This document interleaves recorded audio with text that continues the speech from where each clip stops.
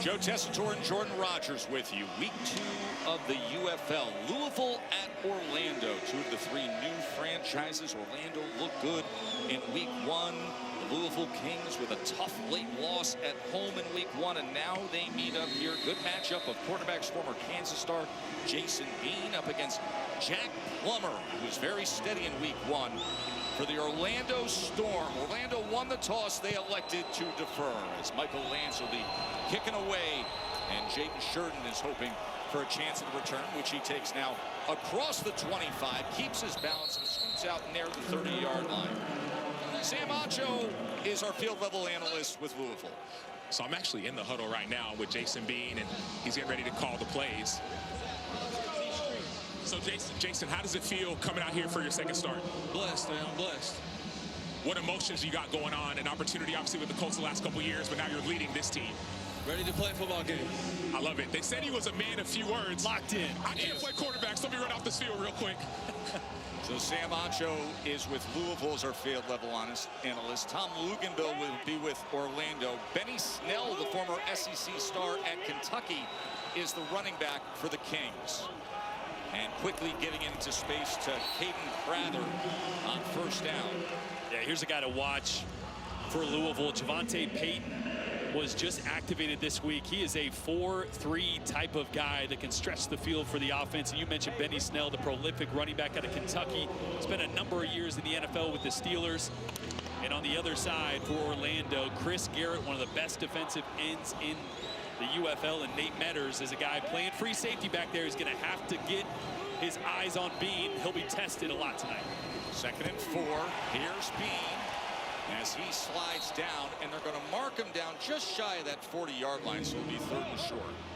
Ricky on, you know what I love opposite. already? Ricky on. As we hear Steve Logan 4-check opposite. Ricky on, 4-check send a opposite. play in to Jason Bean. Boy, I got to go get a first down on that. Right? A lot more opportunities to get your athletic quarterback on the edge already early. Remember, they couldn't run the football last week at all. Check opposite. Let's go. That's all right. Keep me on track. Where's the play clock? Got down to 9. 3rd down and 1. Steve Logan, long-time offensive Let's go. play caller, former head coach at East Carolina.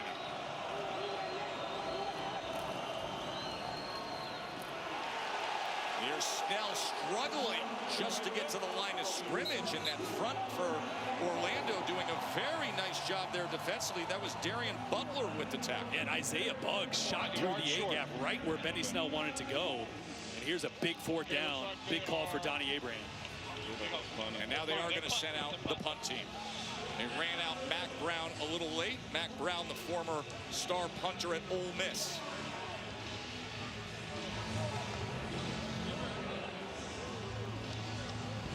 KJ Hamler is the return man for Orlando.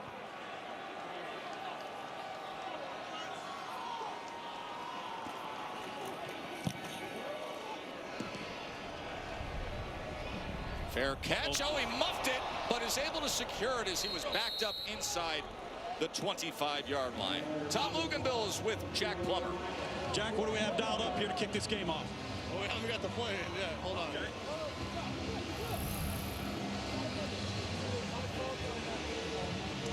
Jack's going to be getting it in his ear. Here we go. We're any going. second now. Here we go. Explode. The gun, Dolphin left, Hay. 52, Ireland. F choice. Explode the gun, Dolphin left. Hey, 52, Ireland. F choice. Someone ready? Going to start off in the passing game, guys. Yeah, there's going to be a big motion here. All these guys are going to separate, spread out the formation. Here's the motion. Try to confuse this Louisville defense. Jay Sean Corbin, the running back, is all the way outside the numbers to the near side. Plummer from that empty set gets it out quickly into space, and he does so to Chris Rowland.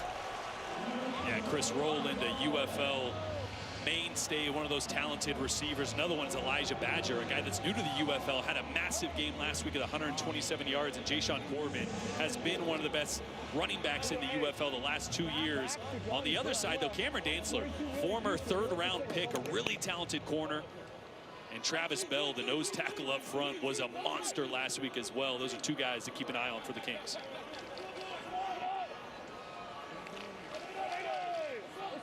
2nd and 4. Ball comes out quick again. This is Hamler who turns the corner. Hamler, who was a second-round draft pick of the Denver Broncos 6 years ago. 12 personnel. We talked about it a lot last night with Colin Thompson, first-time play caller at any level.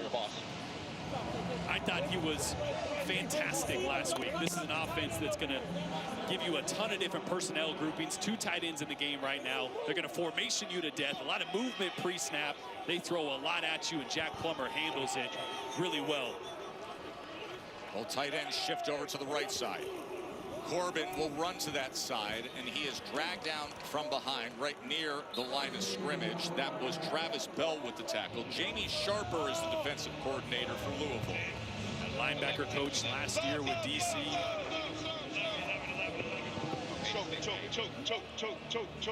Choke.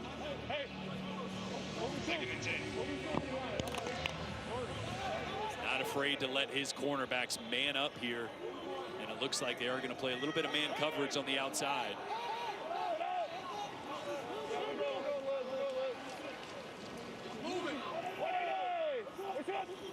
Second down, Plummer, as he goes out to the right side to his tight end, Stylianos. I'll tell you what's most impressive about Jack Plummer. There's just a sense of calm. When things are a little bit chaotic, he's got a great way about him of calming his team down, making a protection check. You hear him call the plays. He sounds like he's just having a conversation on a normal Tuesday. You know, Jordan, I've been watching him on the sideline right here, and you are right. He is a plum. Just everything's the same. And I'll tell you the other thing that stands out is he always takes what the defense gives him. You don't see him forcing the ball where it's not supposed to go. 3rd down and 8. Plummer looking over his options, goes across the middle, and it's incomplete as he was trying to get it to Chris Rowland, but Garner was there with coverage. Yeah, really, really good coverage. Now, keep in mind, one of the new rules in the UFL, if the ball passes midfield, you cannot punt. No punts once the ball crosses the 50-yard line. And at the 49 right now, so it'll be a 4th and 8. Chris Rowland's their guy they like on these big money downs. There in the slot. He's going to have man-to-man coverage. Have to go for it on 4th down. 4th and 8 as they just cross midfield. It's a shallow crosser, and they're not going to get it as Elijah Badger was tackled after a gain of just a couple of yards. So it's a turnover on downs. Eric Garreau makes the tackle. Yeah, Garreau does a great job. This is just a route where you're going to have these receivers on the front side try to block for this guy coming backside. And watch Garreau. He's got his eyes on it the whole time.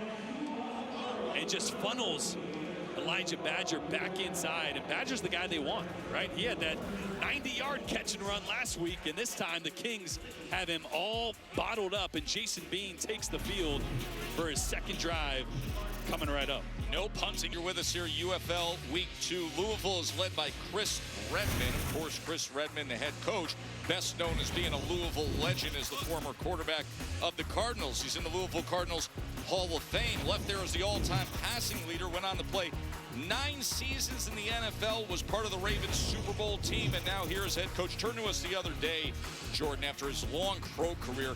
He said, I'm learning things as a head coach. I wish I talked to the quarterback a little more at the end of last week's game. Yeah, there's new rules. He's got a new hat on. But I thought he had his team ready to play for a team that just gets put together last minute. Steve Logan was saying they didn't even have paper clips in their office when they showed up. They started completely from scratch. Here's Bean extending the play downfield and gets it complete to McKinney. So good. This is what he does best. Looking to his left, gets a little bit of pressure off this left side.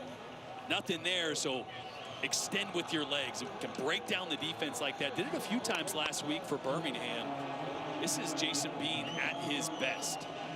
Former 3rd-round pick of the LA Chargers. That's Louisville's first down of the game. 21-yard reception, McKinney. Bean, with time, takes a shot downfield.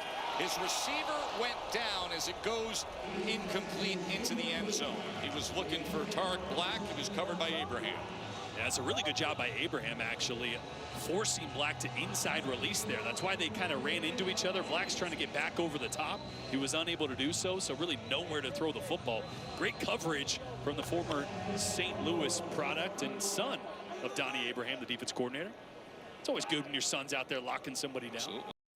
Till he screws up. Exactly. Then dad gets mad, yep. 2nd down and 10. Bean went into the ground short of Lucky Jackson. Yes. 2 downs. You know, Jordan, it's interesting. You look at Louisville, and they look like a college team, don't they? All of the backfield action. Yeah, how many times we've already seen Bean on a little RPO, little run pass option. Yep.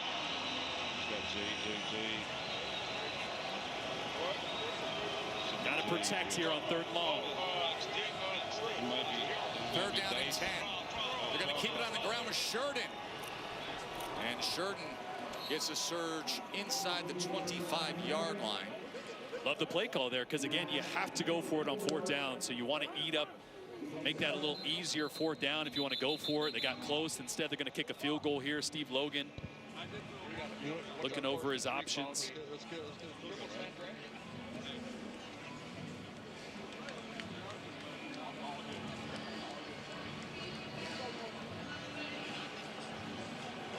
That is Jalen Mahoney, starting safety for Orlando, who is being tended to by the medical team.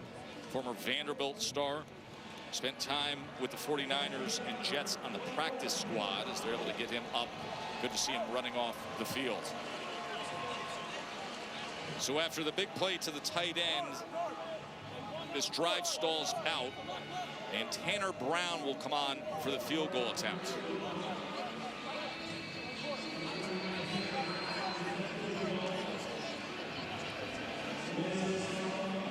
Tanner Brown, who had a strong career at Oklahoma State.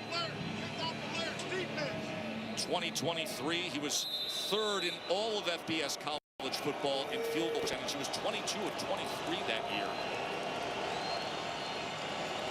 This from 42. As he puts it through. And Louisville is on the board with a field goal lead. Orlando Storm players just love Anthony Beck as their head coach. Of course, he was a great player. He's been an excellent pro coach in the spring leagues here. Has had great success at St. Louis, and doesn't happen by accident when you can coach guys up. Maybe why his son Rocco has been a star at Iowa State and is going to be the starting quarterback at Penn State this coming fall. That'll be fun to watch. I ran into him in the elevator last week, was asking a little bit about Rocco. I did the bowl game for Iowa State a couple years ago in the Pop-Tarts Bowl. They beat Miami. Here's Chris Rowland as a flag is down on this return. Rowland's an excellent special teamer as he spins his way out to the 40-yard line. We'll check on that. Wademeyer had the tackle. Number 12 of the kicking team. The 21, I apologize. 21 left too early. Added on. Illegal formation, kicking team number 21. 5-yard penalty added to the end of the play. It's 1st and 10. 3-0 Louisville, our score here in Orlando. Joe Tessitore and Jordan Rogers with you. For those of us who just watched UConn advance to the national championship game, taking a little spring football now with you here. 2 of the really good teams, 2 of the 3 new franchises in the UFL this year. Yeah, football is a year-round sport, and there's a ton of talent, former draft picks all over this field. Guys looking for their second opportunity, and 2 really good teams. This is Jack Plummer, the former Louisville Cardinals star, playing against Louisville's new pro franchise as he gives it to Jay Sean Corbin, Florida State running back a few years ago. Tom Luganville is on the sideline with Orlando. Tess, I've got my guys here, my 3-man analyst group. Hank Bachmeier's getting the call. He's charting as well. Got DTR, Dorian Thompson-Robinson. What do we got, Hank? We got the same exact play. We got a little duo here with the Lance, which he just pulled. Can't throw it downfield, but we got a holding on him. Basically, that's a duo, and then we got a 7-man answer with the glance. If he fits the run, the safety fits the run, you got a glance. So it's really a math game, right? I mean, you got to count that box. If they got more guys than you can block, that sets up the glance. Yes, for sure. We have 6 blockers for their 6 defenders. We're looking for the 7th to be able to throw off of. And tack those yards on. What we got here, Hank? First down, get the ball in here. Haven't got it yet. Bunch right. All right. Bunch right, Lamar. Lamar, we got a boot. We're faking left. You got your basic wide zone boot. Okay, so it's a little bootleg naked. Yeah, we love our naked game here in the Storm. Yeah, you also play under center more than any team I've seen in 15 years. Yes, we do. This is the NFL-style offense, so get it out high. He threw it a little high. It was intended for Chris Rowland. Guys staying up the field. Yep, give me 11-11. Give me 11-11. Guys, here Colin Thompson up there, the offensive coordinator, giving the personnel group. They got 11 personnel, right, Hank? Give me trio right. Cam Gill does a great job getting in the eyes of Jack Plummer there, causing that ball to go a little high. All right. 14 power. What are we looking at in the run game here? 14 power. We're going to be looking to, we're actually just going to be looking to hand the ball off here. This is a free play for the quarterback mentally. We don't have any responsibilities on this play. Until they blitz right into it. Here's Rowland as he gets inside the 40-yard line. So how about that tag right there? He obviously saw pressure. He's got the autonomy to do that. Yeah, he checked to a bubble on the outside by the two receiver side. We got a slot pressure, throwing slot hot there, so that was a good check by Jack. Big third down here. They got to go for it on fourth down. We're plus 50-yard line now, guys. Short pitch to Corbin, and that will be the case. Remember, the new rule this year, no punting inside the 50-yard line. Automatically, you have to go for it. I'm going for it here on fourth down. Good on this? You think that was a call just to get you better in range from a field goal standpoint? Field goal, field goal, field goal, field goal, field goal, field goal, field goal. Yeah, gonna go ahead and kick it right here. Field goal, field goal, field goal, field goal. So it'll be a long field goal attempt from Michael Lance, who week 1 against Columbus in that win did hit a 55-yarder. He's got 60+ in his bag if he needs it, so he'll definitely have the distance here. This is a 57-yard attempt from Michael Lance.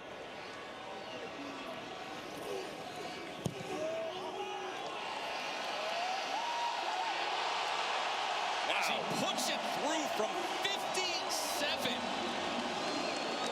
That is no doubt. Michael Lance.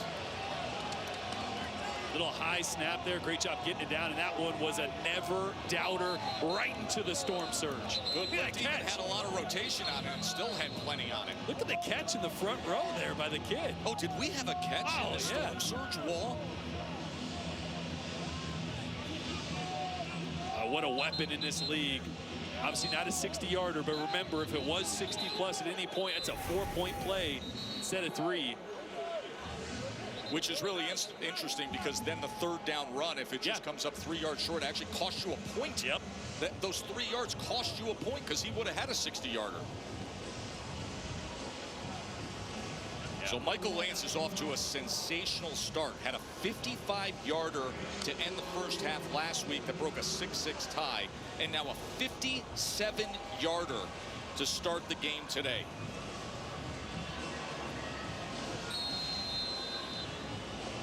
Jaden Sheridan from West Haven, Connecticut, played at Monmouth in college football. Had a good kick return week 1 against Birmingham. Set up what could have been a potential game-winning field goal.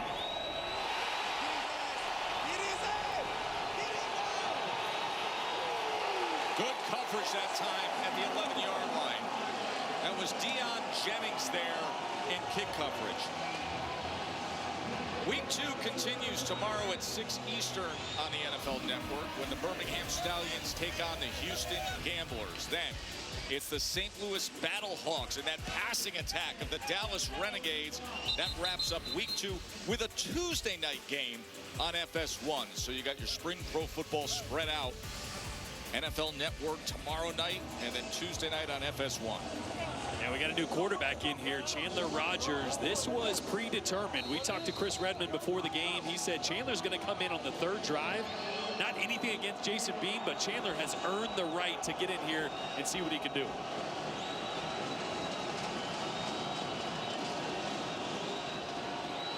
Here's Rogers as he gets it complete. So Rogers in the game. That means Jason Bean is available for Sam Achos. And I'm here with Jason Bean. So Jason, we're going to have you walk us through the play as he's listening to the play right now, and then explain to us what you see. 5 arc F street. Rick Fancy, 5R F Street. I didn't call. Awesome. So what is that? It's just a run here. Try to get downhill, get some good running yards. Third down 2. What do you got? You're Steve Logan, the OC. Tackled for a loss is Ian Wheeler. Good play defensively by Isaiah Mack. Boy, watch the swim move right here by Isaiah Mack. That is a big boy getting skinny to blow that one up. All right, Jason, so it's third down, backed up. What's the play call? We got a pass here, try to get some guys running across the field, see if we can get one of them open. Who's the primary target? The running back here. Ian Wheeler's the running back. There's third down. There is Wheeler, and there's nobody near him. As Wheeler is forced out near the 35-yard line. That was Josh Minkins, the free safety, who was forced to make the play. Watch the play side linebacker is going to blitz, and that means nobody's on the running back. It was man-to-man coverage, and they caught him in the perfect play, a blitz. So Ian Wheeler wide open in the flat. Great play call from Steve Logan. Wheeler goes for 18 yards. So, Jason, great call on that last one. What do you have on this one? We got to drop back here, see if we can get the ball downfield. Who's the primary? We got Tariq Black over there. There was pressure coming in, but he does get it to Black. So I gotta ask, I never play quarterback, but Jason, it seems like you know what's going to happen before it happens. How do you see it from here? A lot of practice. A lot of practice. Ricky Zack, 6 go, wide arc snag. Ricky Zack, 6 So go, talk us through this last one, snag. or this next one. We got another down here run. Like I said, just trying to get some running game established this game. And the mindset is to set up the play action? Yes, sir.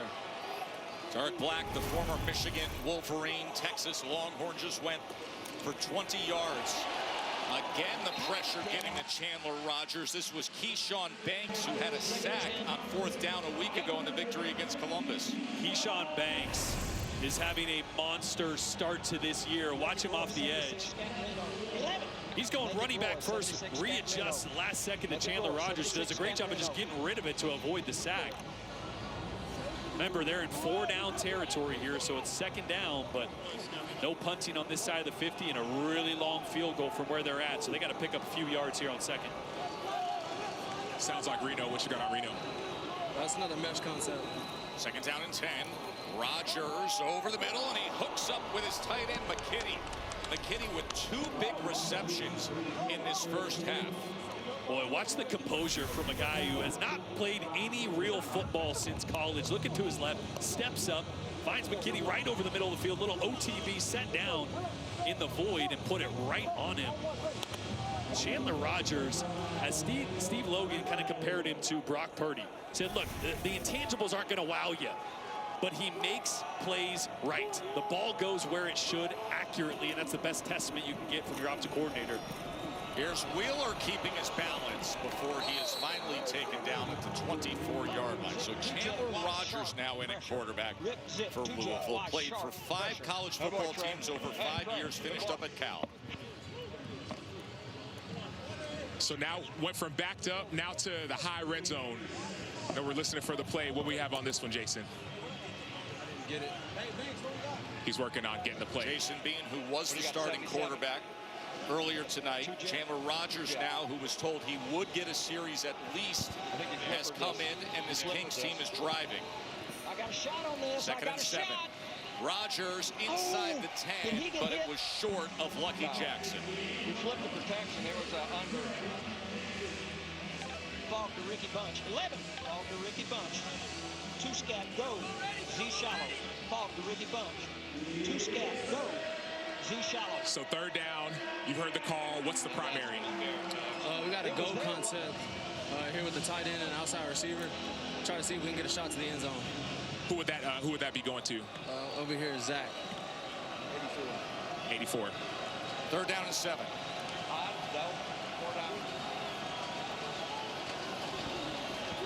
Rogers, as he was looking the way of Zach Davidson, but it was overthrown.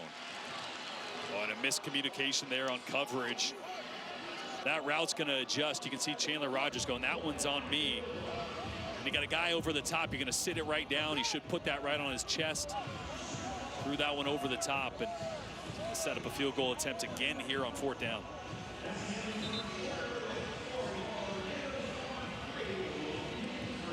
End of the first quarter as Tanner Brown will start off the second quarter with a field goal attempt. Try to break this tie. Week 2 of the UFL from Orlando. It's the confusion between these two DBs, and there is going to be a wide open receiver, Tariq Black. The motion causes confusion. Two guys run into each other. Chandler Rogers was looking at his tight end on the right side where the play was designed to go, but man, he knew he's going to look at the iPad when he gets to the sideline and know he had one backside. That's just a guy that hasn't played a ton of football, that is kind of in the mode of, I'm going to go where the play call is designed to go. Not really seeing the picture across the board just yet, but that was his first drive. A lot of good from it, but definitely a missed opportunity for the Kings. So we've seen Jason Bean, we've seen Chandler Rogers, and now the second time tonight, we've seen Tanner Brown, the former Oklahoma State star kicker, out as he tries to break this tie. And he does so. And Louisville lost opening week, now on the road against a very good Orlando team with a 6-3 lead. Week 2 of the UFL. Joe Tessitore and Jordan Rogers, glad you're with us. A lot of talent in the league, new rules, exciting play. We always talk about this in football. Some of the biggest gains are made from week 1 to week 2. That's what Louisville's looking like so far. Yeah, especially for rosters that only had a 30-day camp. That's it's right. A bunch of guys that are coming together sometimes for the first time, new coaching staffs. There's a ton of talent. You're starting to see these guys gel a little bit. You're starting to see some progress. A slow start, but I think things are going to start to pick up here. Of course, great to have all the access here in the UFL, from our mics down in the field to our 2 field level analysts. And Orlando about to take the ball again, and Tom Luganville has made his way up to the booth where he will be with the play caller, who's off to a good start. First time play caller, Colin Thompson. Luke's. Well, Coach, had a few series to digest. What are some of the adjustments you're making here early as we start the second quarter? Yeah, just get back on track, keep things simple, let our players make plays, put the ball in their hands here. They're playing great on defense. We need to respond offensively. How have you felt about the run game so far? Good. There's some things that we need to take advantage of that we have not, and we'll get it corrected here moving forward. This is Hamler on the return. A.J. Hamler, former Denver Bronco, brings it out to the 38-yard line.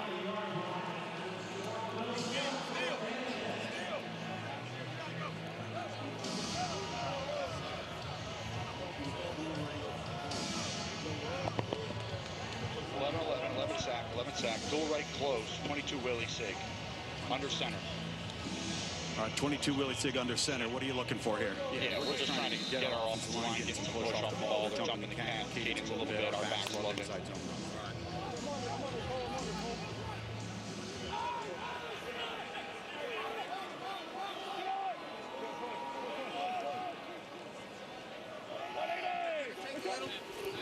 Trey Stewart, as he's met in the hole, but that leg drive keeps him going out to the 43-yard line. Trey Stewart, a guy they just activated as well this week. Free Willie. Going right back to the run game here. Keep getting that push, try to establish the line of scrimmage. Yep, flip the play, move the Z receiver out a little bit, open up the hole a little bit, read the safety if we need to, and make an RPO change if needed. Felt like the back missed that cutback a little bit earlier on that last play. He's a stud, man. He's a stud. Trey Stewart was All-Conference USA when he was at Jacksonville State. 2nd and 6. Gets the feed again. This time he's met right at the line of scrimmage. Good job by that Louisville front. That was Cam Gill, former Wagner star, played college football in Staten Island, now playing pro ball. Right. F short. 52 ribs, super, Z wrap, F choice. Colin, anytime you've got a 3rd down and you have not crossed the 50 yet, how does that impact your play calling? No, you got to go for it on 4th. Yeah, got to go for it here. It's a great point. Yeah, AB will tell us. Yep. It's on the head coach, that's right. 3rd down and 6. Gets it complete for a first down, and still on his feet is Chris Rowland, wiggling his way to the 41-yard line. Oh, it's a great job. You heard F choice.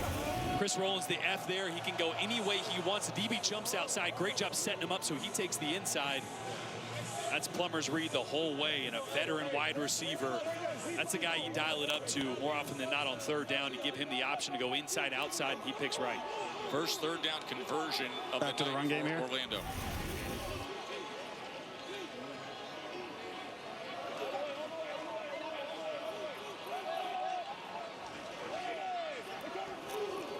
Stewart able to get to the outside.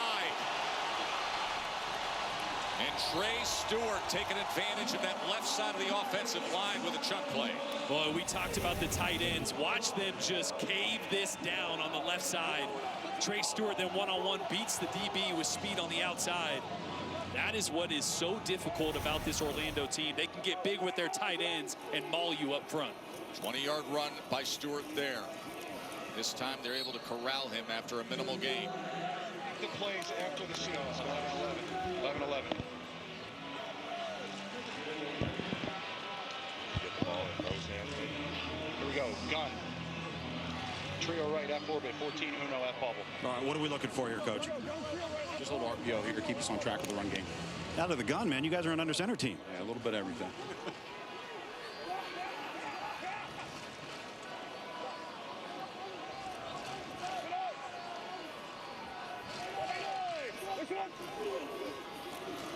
Corbin straight ahead, and Corbin gets the ball down to the 12-yard line.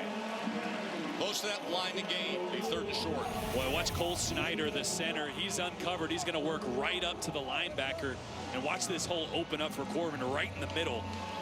Great job by the guards of just turning out the three technique. Run game really hitting right now for Orlando. And Corbin able to get the necessary yardage for a first down. That ball should be on the 10-yard line for a first and goal. Waiting for a red zone call here from Coach.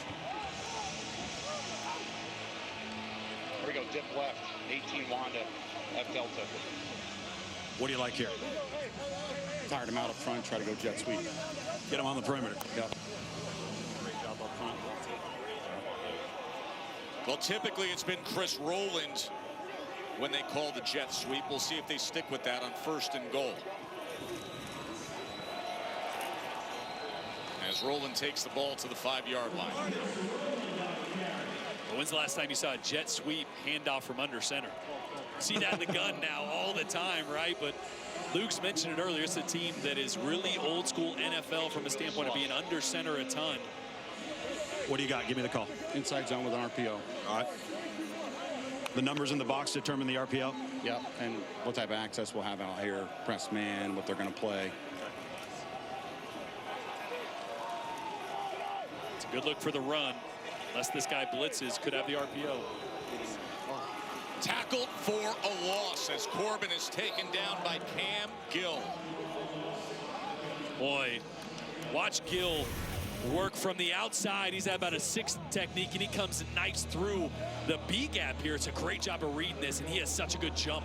The tackle had no chance to try to wall him off there. That's one thing when you watch film. Cam Gill is so good at timing up the snap. He did that last week all day against Birmingham and was all over Matt Corral, and there. Great job on a run play, blowing that up. Big third down. What do you have? Huge third down. Too high, look 82 here, middle, 85, middle of the field, hopefully. Third and goal.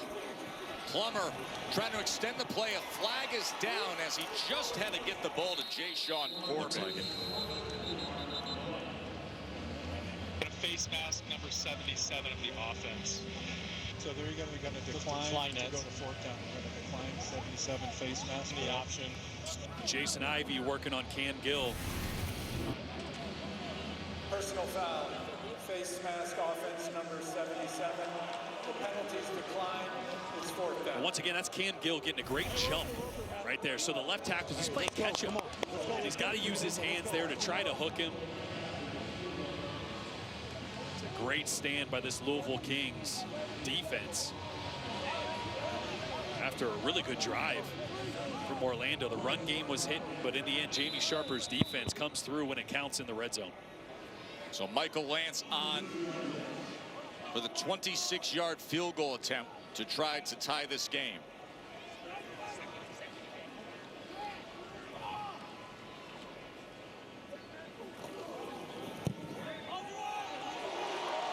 And with that, we are all tied up. 26-yard field goal for Lance.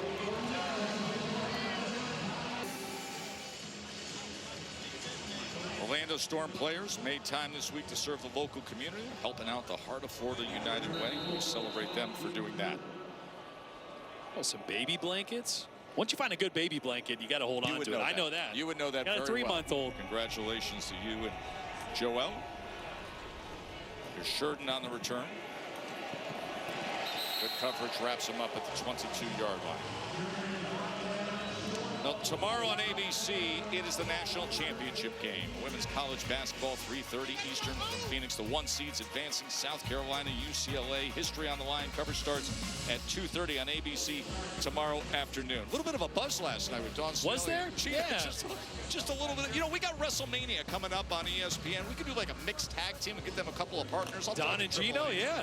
That'd be a heck of a promotion, Jordan. What do you think? Dial it up. Chandler Rogers going to get another drive. It was kind of up in there. Chris Redmond said, look, we're going to get him in the 3rd series, see how he does, and if he looks good, we're going to play the hot hand. Finished up his college career at Cal. There's Rogers as he goes underneath and is able to connect to Prather, former Maryland player. 11. Falk to Roy Bunch. 76. Scat. Z Shallow Robot. Falk to Roy Bunch. 76. Scat. Z Shallow Robot. So Steve Logan, the play caller for Louisville, such a long and successful career, was Matt Ryan's offensive coordinator in college at BC, was former head coach at East Carolina as well. 47 years coaching, 42 of those calling plays. He's seen a lot of football. 2nd and 4 as Snell comes out of the backfield and is able to break tackles. Benny Snell, the former Kentucky Wildcat, with a chunk play. Well, it's such a good job at scat protection, which means either of these two guys come, you're hot, right? They both come, means you only got one guy to block one of those. So great job of seeing that, throwing it right to your hot route the back. And Benny Snell, they need him to get going. Sean White with the missed tackle there. Benny Snell played 63 games with the Steelers, has played a lot of football, really good all-around back, and that run game really needs to help out these quarterbacks because they have a ton of talent on the outside, but they got to be more balanced. That's some big games on Monday Night Football for the Steelers. Had a 100-yard game back in 2020.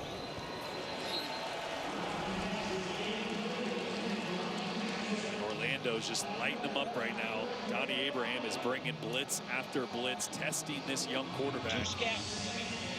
I'll tell you what, Jordan, he's hung in there, though. Outside of that incompletion right there, almost every completion he's made so far tonight, he's been under rest with somebody in its kitchen. And here again, you heard the term scat. That means 5 offensive linemen protecting. The running back is going to release.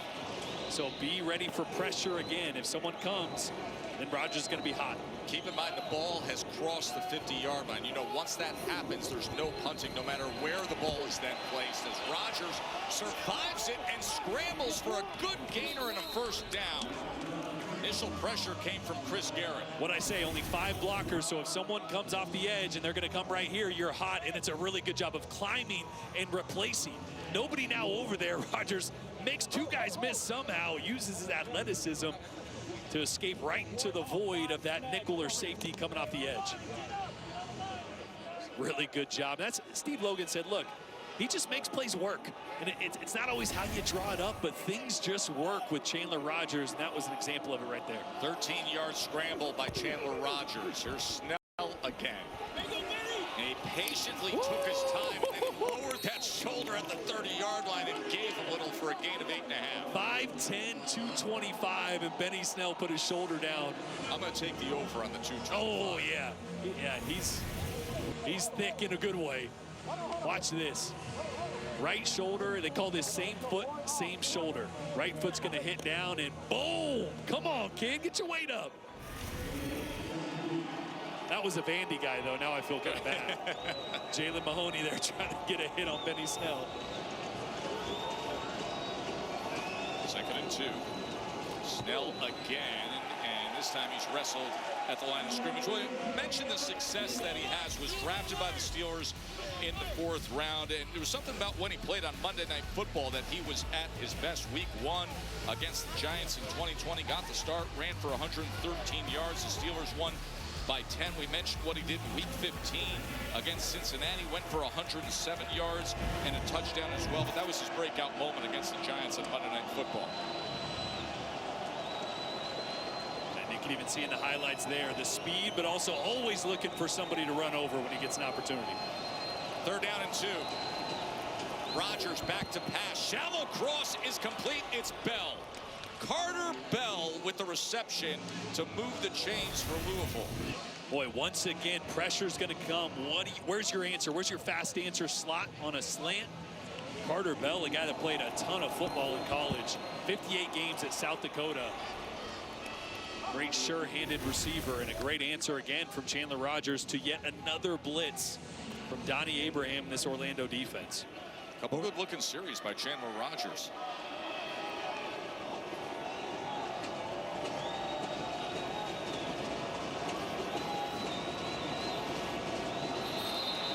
There's some motion. By the way, you can hear the clapping and the sound coming from what they call the storm surge, that end wall. That standing section is exactly where they're driving into. Nice area here at Inter Co Stadium. Hoping to make that similar to the effect that DC has. The defenders are, of course, known for the beer snake. You get the beer going anywhere. I think they had $15 tickets and a beer. I mean, come on. What else do you want at a football game? You got to call the drink something, though. The drink's got to have a name. They set up the screen to Snell. And Snell splits defenders and gets it to the 17-yard line. 11, rip, fancy front, 6 techs. Rip, fancy front, 6 techs. This is an area that the Kings struggled last week against Birmingham in the red zone, just 1 for 4.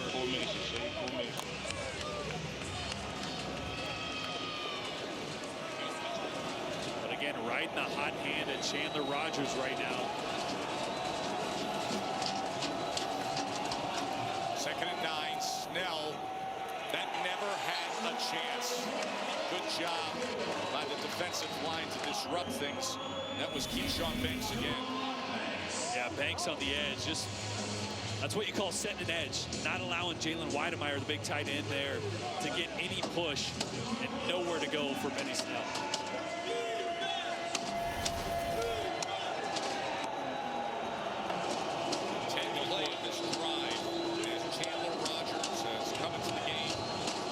Quarterback we've seen from Louisville, and now facing the 3rd and 11. And there was movement on the right side. It's going to be a 3rd and 16. Offense number 68, 5-yard penalty, 3rd down.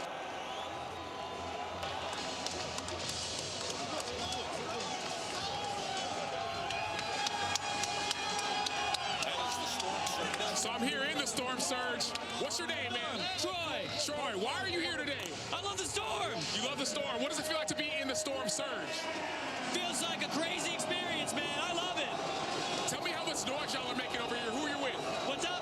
Let's make some noise, man. Let's hear it. Yeah, let's go, storm. Woo! 3rd down and 16. And the slant is going to get the ball down to the 14-yard line. Brings up Peyton. So they will send out the kicking team as Tanner Brown has been 2 for 2 tonight. You guys got a squid at him. Let's fight. Hey, listen, what's up, man? How you doing, man? What's up with the squid hat? Hey, 2 minutes I'm just hanging out, man. I love the storm. I love Tanner the Brown, Let's go, baby. out there trying to break the tie when we come back to Orlando. It's been a good night for Tanner Brown, the place kicker for the Louisville Kings. 2 for 2, hit from 42 and 41 on the field now as we come back from under them. 2-minute warning to try to break this tie with a 32-yard attempt. Had a great college career, was a Luke Rose's semifinalist in his senior year at Oklahoma State. Bounced around with a cup of coffee in the NFL with the Rams and the Falcons. He's an undrafted free agent 2023. Now trying to get back to the league. Of course, UFL's had great success in sending kickers back to the NFL. And with that, third field goal of the night for Tanner Brown. Last 3 Louisville drives, 3 field goals. 9-6, Kings leading on the road. Here in Puerto Rico, then it's Louisville. Now, Chris Redmond knows how to pronounce it, knows how to be a Louisville legend, head coach of the new franchise, the Kings.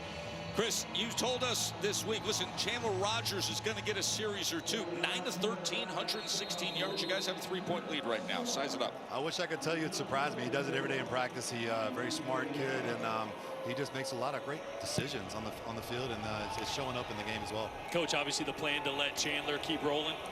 Right now, yeah, I think that's kind of our plan. We're going to go talk about it here in halftime, but if we get a quick turnaround, we're going to let it rip it one more time here. What's been different in the run game? I thought that's looked much improved from last week. Yeah, we made some change-ups. Got a new coach came in this week and helped us out a lot in the run game, and so yeah, good job, Ed. And then I think it's showing up. Doing a little bit of a RPO, RPC type of offense. I think it's helping us out a lot. Chris, we had a great visit with you this week. You talked about, listen, legendary college player, long NFL career, and now you say, hey, I'm learning as a head coach. We always talk about that big jump in learning as a team from week 1 to week 2. What have you learned in this first half now that we're in week 2? Well, there's a lot of little things. Last week was a lot of firsts for our whole football team, and then so we're send that timeout. Y'all trying to kill me out here. Chris, get back to work. Call your timeout. Get back to work. They're paying you for this, my man. All right. He's busy talking to us. He's got timeouts to use. Our bad, Coach. Our bad. He was saying before he got on, he said, I got more headphones than a DJ, so puts the right headphones on. Now he can get back to coaching. By the way, we talk about this all the time, the unprecedented access that you get in the UFL, where coaches in the middle of the game are willing to put on headsets just to interact with us and talk with us. That's a great example. They had to call a timeout while he was talking to us. No doubt. I love getting up there and hearing the play call, and then hear the offensive coordinator or defensive coordinator go, here's why I called it. Right? I think we're going to get this. Or, it's just such a fun experience to watch a UFL game. If you're a football fan, you get unprecedented behind-the-scenes access to what coaches are calling, why they're calling, what they're seeing. It's really fun. And we have been hearing from Colin Thompson, the offensive coordinator for Orlando, who's on the field right now with Jack Plummer, former Louisville Cardinal star.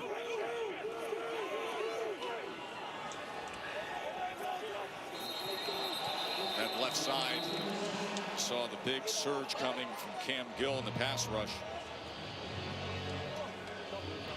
We haven't seen Orlando really push the ball downfield. They have a lot of talented receivers, a lot of speed on the outside. At some point, we're going to see KJ Hamler get an opportunity downfield. The former Buffalo Bills product, former second-round pick. One of the faster, more talented receivers in the UFL. It's just a matter of time before he gets an opportunity downfield with that speed. His incredible speed. So he goes in motion there from one side to the other. Plummer. As he chooses not to slide, in doing so, he's close to midfield. He's a little slow to get up, is Jack Plummer. As Cam Gill brought him down, drove him hard. He's reaching for his right knee. Oh, he might have landed on the ball, landed on the knee. He's writhing in pain. He might have just got the wind knocked out of him, honestly. That hurts so bad sometimes as a quarterback. Watch, he's going to get tackled from behind here. Cam Gill running him down. He's going to come right down on the ball. Hopefully that's all it is. They were trying there. They were trying to push the ball downfield. Nothing there, so it's a good job of extending the play. Jordan, isn't that the worst? It looks so harmless, but when you do it, man, it is the worst pain. So the medical team out to check on Jack Plummer. Meanwhile, Orlando is spoiled when it comes to quarterback depth because DTR is their backup, the former UCLA star, the former draft pick of the Cleveland Browns, who got NFL starts and wildly talented when you size up this league. Dorian Thompson-Robinson is somebody that you think of very much as a starting quarterback in the UFL. Yeah, I think a lot of people that would hear his name remember his time at UCLA, the talented dual threat guy, put up massive numbers there. 4-year starter there, threw for over 10,000 yards and 88 touchdowns. Had some magnificent games like 2021 against rival USC. Yeah, almost 400 yards, 6 touchdowns. That one put him on the map. But again, 15 games in the NFL, 5 starts. A guy that would be starting on a few other teams in the UFL if he had the opportunity. See Jack Plummer get up, walk off slow. It'll be fun to see Dorian Thompson-Robinson here get an opportunity. Talking to Anthony Beck, guys, he got a wind knocked out of him, just need to catch his breath here. So DTR will be sent onto the field. And there was a very intense quarterback competition. All of camp, they split reps every single day in practice, but Anthony Beck made it clear Jack Plummer was his starter. DTR is the backup, but here with an opportunity to give Plummer a spell for a play or two. Let's see what happens.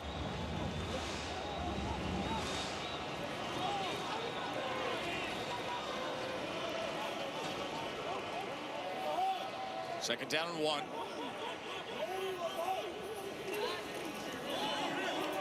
Ball gets out quickly, and it is a completion. Dorian Thompson-Robinson's first pass of the season is complete to Badger for a first down. So now 1:34 to play here in this first half, trailing by a field goal. 2 timeouts remaining. Ball has crossed the 50-yard line, so consider the new rule. What are we doing? I think it's wrong.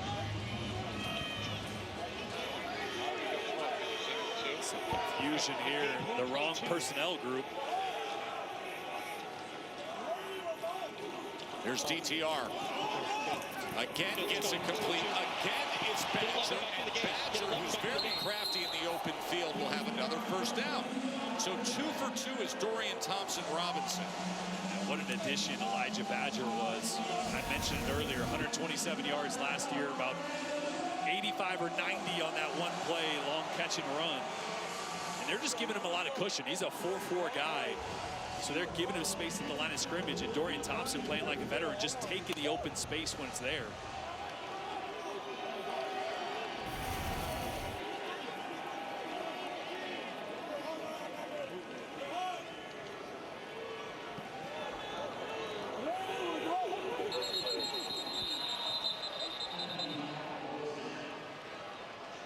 Play clock was running down. Delay a game offense, 5-yard penalty, first down. That's the first penalty tonight on Orlando.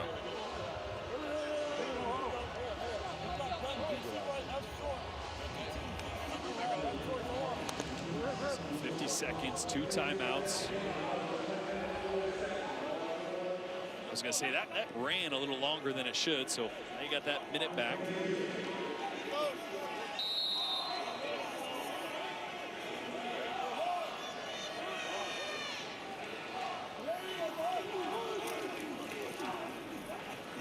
DTR is going to run it. And he dives ahead to the 31-yard line. Remember, 2 timeouts to use for Orlando. It's a great job. Zone coverage. Nobody over the middle of the field as he worked backside. Pressure's on, launches it downfield. Nobody's home. R.J. Oben, former Notre Dame defensive lineman, was bringing the heat on DTR. And Oben just activated this week. He didn't play last week. Another one of these talented ends for Louisville. That was a late flag. And nobody in the area. He was still in the pocket. All the receivers to that side ran short routes, so that should be grounding. Jim, they want to take the runoff for Louisville. They will take a timeout to avoid the runoff. 10-yard penalty. Intentional grounding, offense number 1. 10-yard penalty, loss of down, it's third down to avoid a runoff. Orlando is using its second timeout, 30 seconds. So that'll leave them with 1 timeout remaining. No, they called a timeout to avoid the penalty, or to avoid the runoff. Here, Chris Redmond there. Got us a rush out, nail play. And there is Jack Plummer back in the game. Moments ago, he went down hard. Medical staff came out to check on him. DTR came in for a few plays, was 2 of 3 passing. Well, you heard F choice again. That's the go-to route for Chris Rowland. On the left side of the screen, top of your screen right there, he's going to have an option to work inside or outside.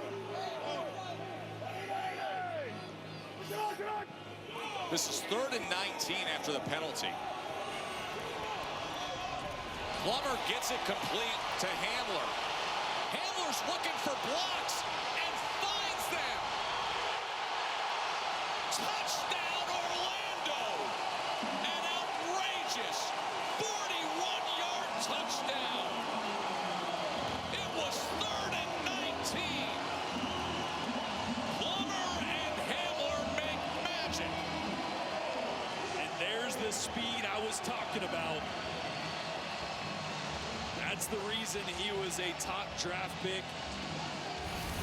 What a playmaker with the ball in his hands. And let's see here.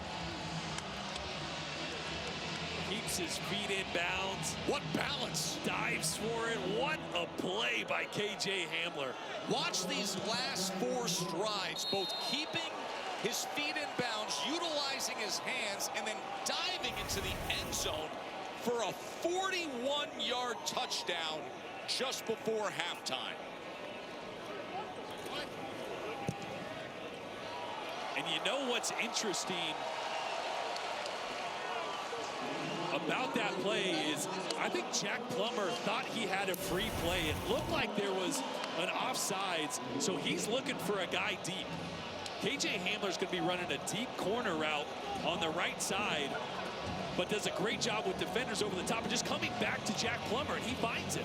Again, I think Plummer thought he had a free play, was looking just to throw it deep.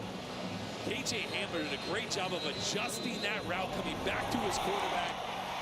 And this is just a playmaker doing playmaker things. That is spectacular by Hamler.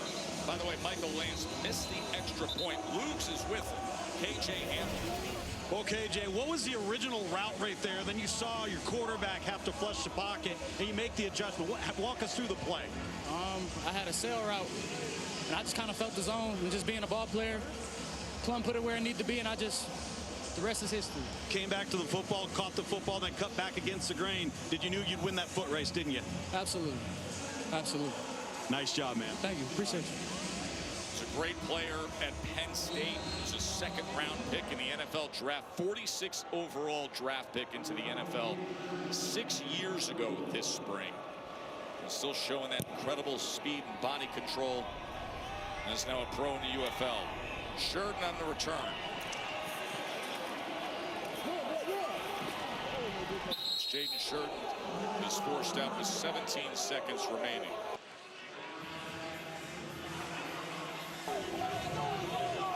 All right, 1 timeout for Louisville, 17 seconds. Remember, a 60-yard field goal or longer is 4 points. So there's an option to not just tie it up if you were to happen to get in good field goal range, but a long field goal at the end of half here could help Louisville take the lead with that 4-point play.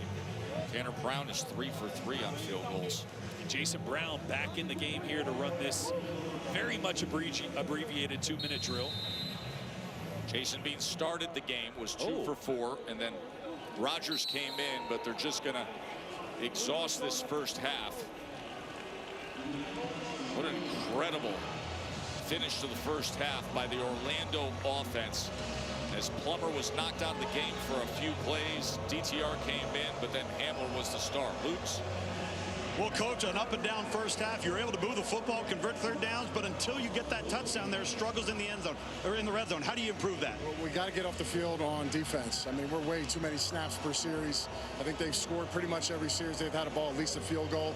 Offensively, we got some things going on, but we get a couple first downs, then we pull ourselves back with a couple minus plays, 0 plays. So it's a great way to end the half. Okay, we get the ball back, just like last week. Can we come out now and execute like we did last time with 2 touchdowns? So we'll see how we react to that one. All right, thanks, Coach. Over to you, Sam. Over here with Chandler Rogers. Chandler, got a chance to get some reps in and move your team down the field. What did it feel like out there being able to get on the field? It definitely felt great to play football again and just get an opportunity to contribute to the team. We want to make sure that we capitalize when we get opportunities because, I mean, the time of the game, the speed of the game is faster just due to the clock situation, and having those penalties in the red zone really kill us because, I mean, those are drives that we should have touchdowns. We got a chance to talk to your coaching staff. They said every time you're on the field, even in practice, you make it look easy. How? There's the grace of God and putting in the hard work and being surrounded by people who believe in me and just trusting the work that I put in. Awesome. Thanks, Chandler. 9 of 13, 116 yards in that first half for Chandler Rogers. It is 12-9. Orlando on top at the half, thanks to KJ Hamler. Here at halftime, when we return, NFL veteran Kyle Juszczyk will share his football journey in reaching the sports pinnacle. Halftime here, Storm ahead. It's been big. They got a lot of weapons. They just got to punch it out and finish when they get in the red zone as well. Now, you brought it up a week ago. Hamler and his speed being such a difference. It showed up in one single moment, and that one single moment is why the score is what it is. No doubt. Getting your playmakers the ball quickly. Good things will happen. We saw Jack Plummer go out, got the wind knocked out of him. Dorian Thompson-Robinson came in. That was really the only time there was a little bit of a pause in the offense for Orlando. I'll be interested to see for the Kings what their plan is at quarterback in the second half. Chandler Rogers played really well, but Jason Bean, week 1, was great throwing the deep ball. And they haven't really hit those explosive plays like they did week 1. I expect to see Chandler Rogers, but wouldn't be surprised if Bean gets another drive as well to see if he can't help wake up this passing attack.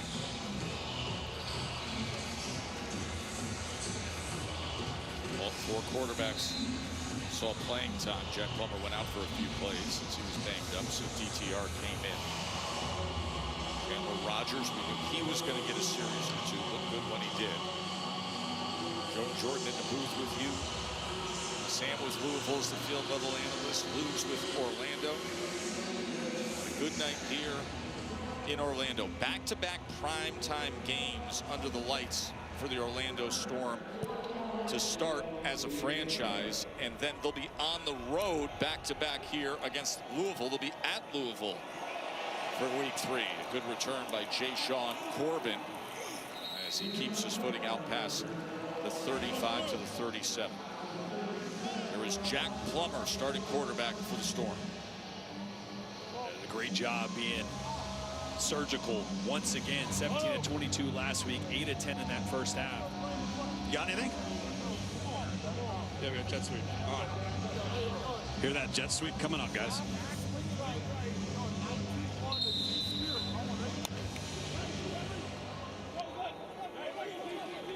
This one's going to be the KJ Hamler.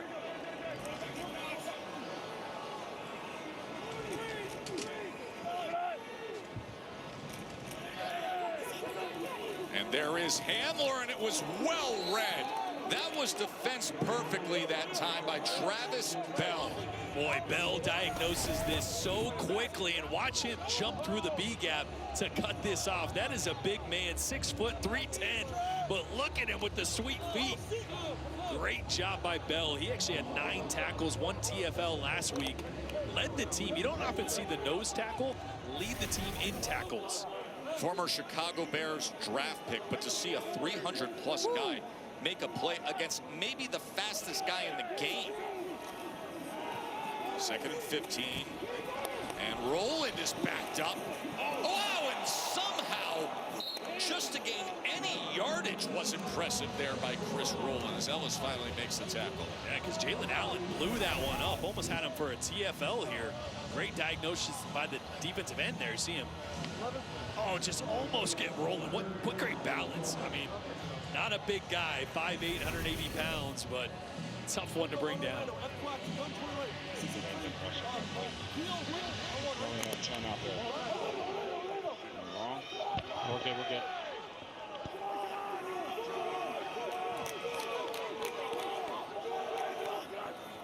Third and 13 for Plummer. Pocket collapses, and he is taken down and sacked on third down by Cam Gill. Cam Gill's having a great game. This usually is the defensive end crashing in to allow the looper to get through, but he actually splits the tackle and the guard there. Usually on that ET stunt, the end before the tackle, the end is usually just a decoy. If you can eat up two guys, give your tackle an opportunity to wrap around and get the quarterback that time. Split the difference there with the big negative play. Jack Browning onto punt.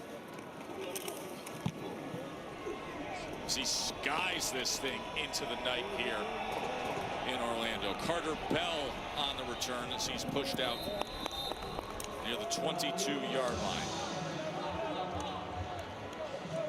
Both quarterbacks played in that first half for Louisville.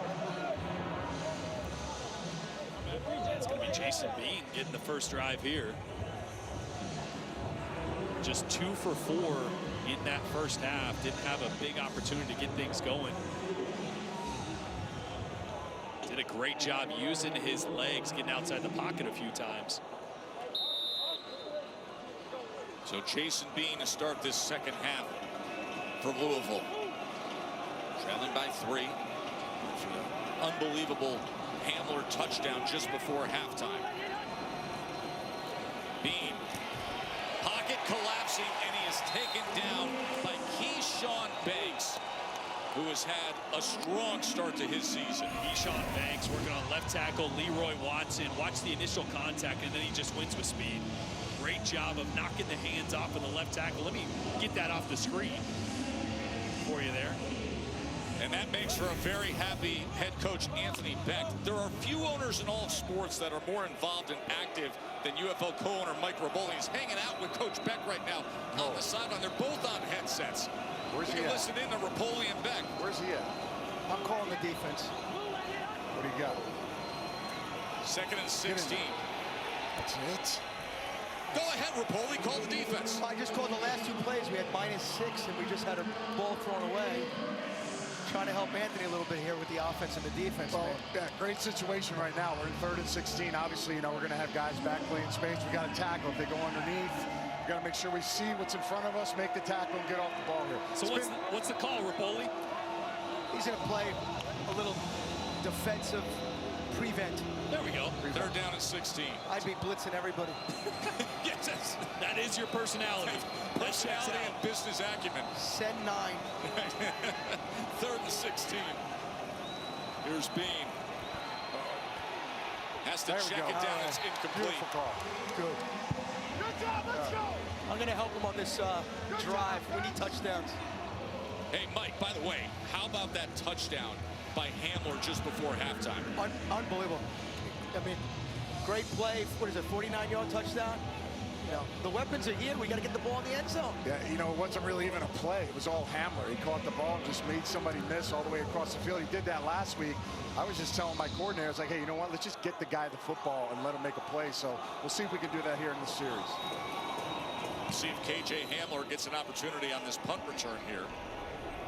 As he secures at the 30-yard line, that instant burst before he is taken down to 39. All right, so Storm back on offense.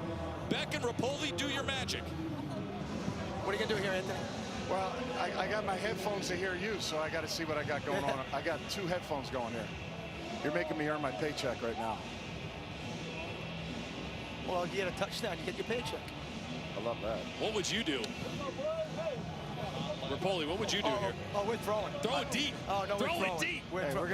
We wanted to try to establish the run game, right? So yeah, run game. Right now, they got some people in the box. We tried a little jet sweep. The end guy who was unblocked, he made a good play. So we got to put our linemen in a situation where we can stretch these guys out, get our back in space. We got one of the best running backs in the league. We got to get him out, strung out on this play. That is Jay Sean Corbin, the former Florida State star. Get And up that's in what they will do here as he catches that seam on the right side and goes ahead for about 3.5 yards.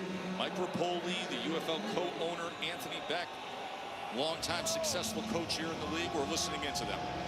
Tess, I would go no huddle here, no doubt. You'd go no huddle and 4 verticals and throwing deep on every play. Right away, speed the pace up, get them off.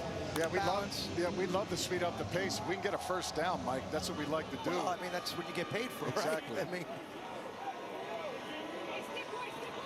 2nd and 7. The guy writing the checks, the guy calling the plays and running the team. Corbin. Good First run down. by Corbin. He's going to be close. Right at that line of the game. We'll see where they spot it. I got a first down. Go ahead, give us the call, Rapoli. What do you got? Is that a first down? I got a first down. We're moving chains. By the way, Mike, a lot of new rules in the league this year with great success, but Jordan Rogers had a little bit of a complaint before halftime. I think we got a ban taking a knee before half there. Maybe even ban taking a knee in general. Jordan, at least hand it off. Jordan, good thing you didn't have me mic'd up then. Holy cow, what I said. We got a timeout in 17 seconds. Let's get a 4-point play. Don't take a knee. Redmond's getting a $500 fine on Monday. Don't worry about that. He's buying dinner and beers for me. It's Chris Redmond, the head coach of Louisville. He's talking about, but Mike, seriously, there was like 17 seconds left. Would you consider that, putting that forth to Dean Blandino, Mike Pereira, and your rules expert, if there is no taking a knee in the UFL? Is that no surrender? Well, you know what? I don't want to do that, but we will be fining coaches for the conservative play. Trust me. All right? When I made a 4-point field goal, I didn't know we were just going to kick field goals all day, right? So yeah, we don't want that. But we're on the other side of the 50, so that's good news for Anthony right now. Yeah, it is. Other side of the 50, so automatically there's no punting. 2nd down and 9 as we listen to Mike Rapoli and Anthony Beck. Here's Plummer. Back shoulder, but it's incomplete, looking for Badger. Let's listen into the guys. About 2nd and 8 offense here. 2nd and 8 offense. Love that. So it's 3rd down, but because you got to go for it on 4th, you treat it like it's 2nd down. Just reminding Colin Thompson there what type of play you want to get to here on the 3rd down that's really like a 2nd down. I shouldn't say this, but I'm hoping for 5 yards so we kick a field goal.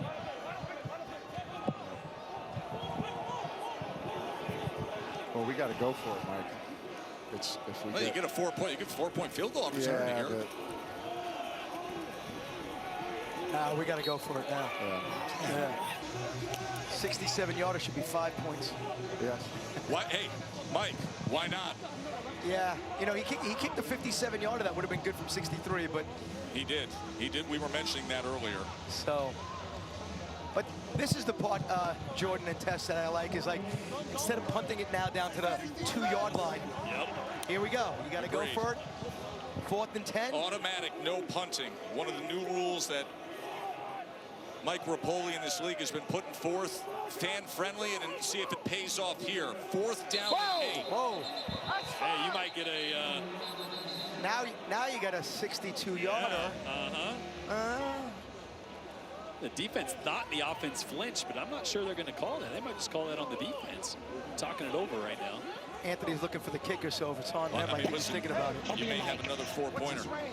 The movement by that guard, that tackle was the natural movement. It was a natural 62 movement. What? Then Encroachment. Could be.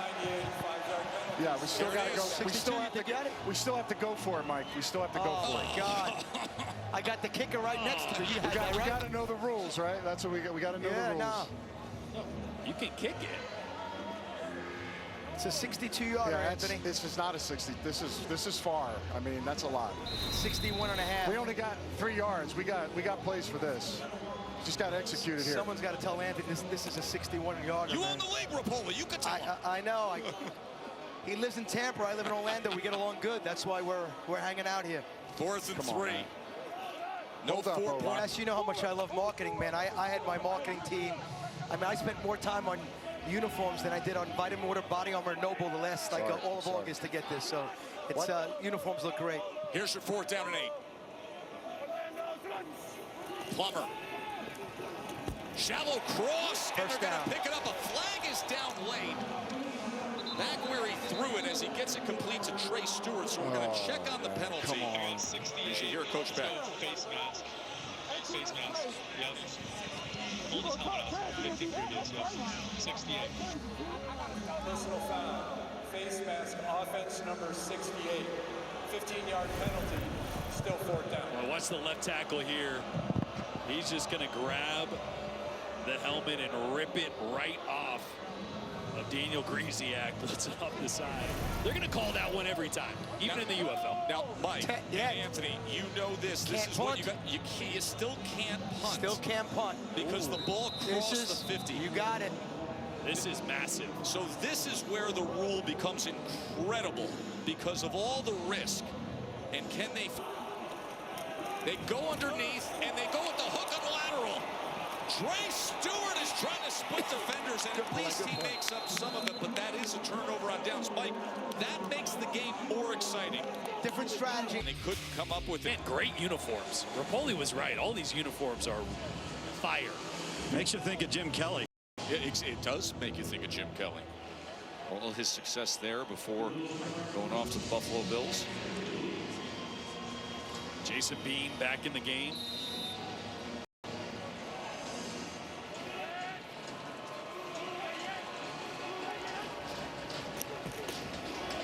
Wheeler is tackled for a loss. Sam Acho is upstairs. Sam? I'm upstairs in the booth with offensive coordinator Steve Logan. I'm going to let him call the play. Just rip, 2-jet, watch shallow go. Rip, 2-jet, watch shallow go. Coach, what are you thinking on this play? Just trying to hit a seam. He's just trying to hit last series. Zoom Ricky, 3-jet, wide trash, Z-sword, Dago. Zoom Ricky, 3-jet, wide trash, Z-sword, Dago. We have to go for it on 4th down. Zoom Lindy, Zoom Lindy. Coach, what are we thinking on this one? He's locked in. We have to go for it right now, Sam.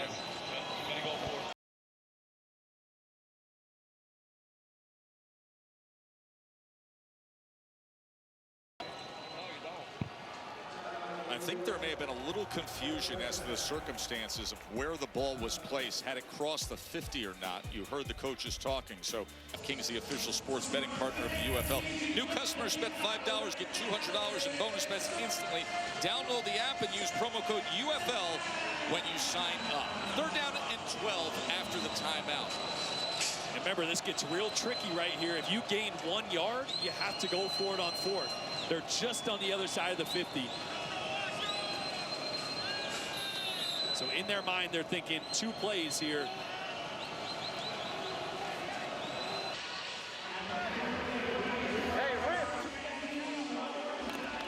Also the ball inside the 42-yard line, so no 4-point field goal. If you were to kick a long field goal, you go for it on 4th down. Looks like they're going to get man coverage here. And a timeout is going to be used by Orlando. That is their first timeout of the 2nd half. Defense facing a 4th down here in the 3rd quarter.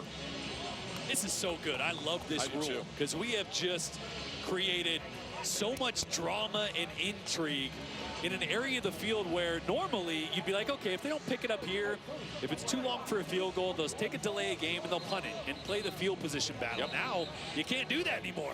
It's a 3-point game, and you got to go for it on 4th down because you crossed the 50. There are many things happening in the UFL right now that I think long game are going to actually change the sport of football.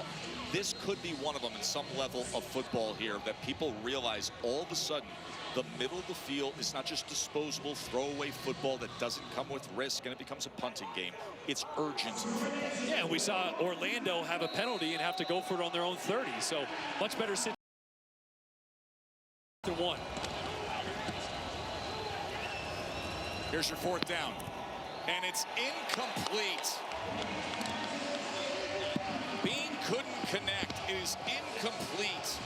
And it is a turnover on downs, and that's came out high. Big overstride there, trying to speed everything up. His base got really long. That means so a big stop there by Orlando.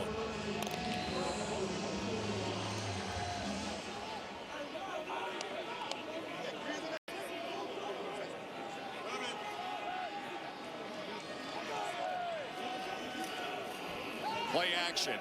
Plummer being chased and being sacked. He is taken down by Cam Gill. time for tonight's game flow, brought to you by Progressive. You're a dog. They got some dogs.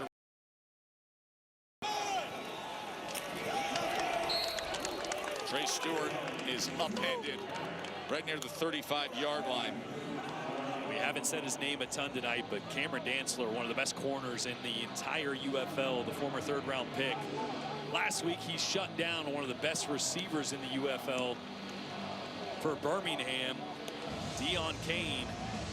And really, we haven't heard his name. When you're a corner and you don't get much TV time, it means you're usually doing your job. That's right. Former third-round draft pick of the Vikings. Spent time with the Commanders, the Bills, the Texans, the Saints. UFL veteran as well, with a lot of success with other franchises. Third down and 16. And keep it on the ground with Stewart. And he is wrapped up immediately. A good defensive series for Louisville. That was Levelson with the tackle. I'm really impressed with this Louisville defense. And you go back and watch the game last week. They gave up a touchdown to Birmingham on the first drive after a turnover. Other than that, Birmingham didn't score a touchdown until under 2 minutes. So 3.5 quarters of really good football last week from Jamie Sharper. And they've really forced Orlando to play small ball, minus the one long play from KJ. They played pretty well on that side of the ball. Jack Browning on to punt away. And this is an umbrella punt that harmlessly goes out of bounds. Well, this year's NFL draft is in Pittsburgh. 3-day event begins Thursday, the 23rd. Every pick's going to be on ESPN. Of course, you get the usual expert analysis there on ESPN. Then on ABC, the focus really is on the prospect's journey to the draft. Coverage also available on the NFL Network. Of course, when you broadcast a UFL game, you see NFL draft picks everywhere on the field. Yeah, so much talent in the league this year. Guys like Benny Snell that played 60-plus NFL games. Cam Dantzler was just talking about him, a former third-round pick. KJ Hamler, a second-round pick. I mean, there is talent galore. Tackle for loss. The defenses are really rising up. That's former Alabama Crimson Tide Isaiah Buggs, who played 56 games in the NFL.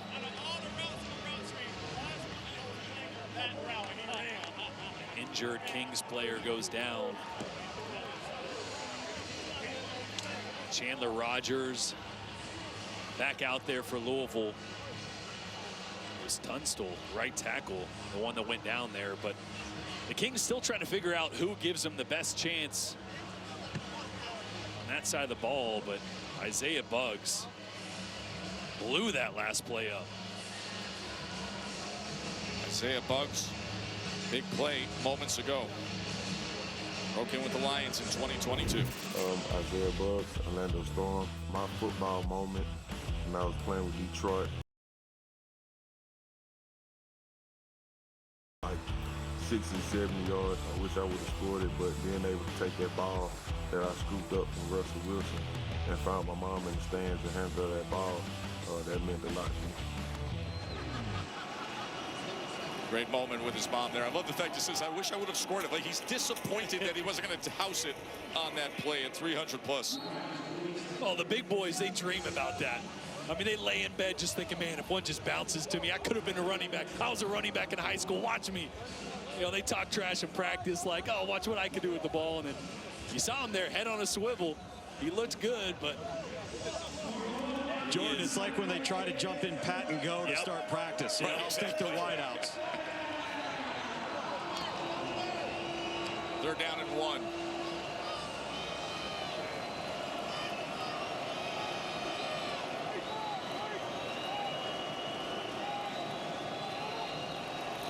Snell, wow, great run fit he has met. It was Isaiah Buggs in on the play. Watch Buggs again. He's going to jump to this A-gap and just blow this up. Look at the athleticism from the 306-pound man. That is not what you want to see as a running back. You get the ball in your gut, big 96 standing right in front of you.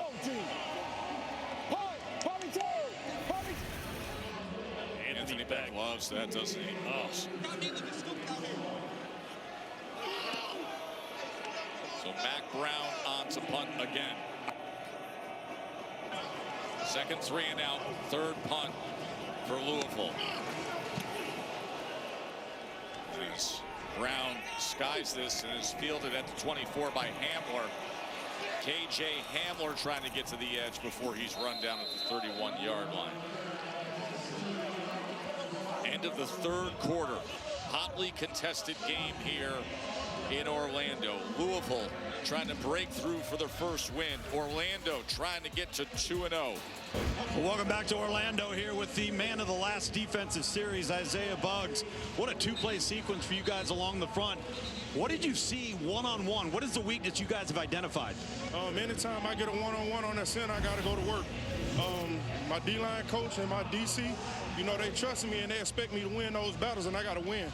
Every time I get a one-on-one, I got to be able to be the guy, you know, get the job done. And I'm going to continue to do that. What's the go-to move that you found to be successful tonight? Play them doubles, man. We knew they were going to do duo and belly all game. We got to stop the run.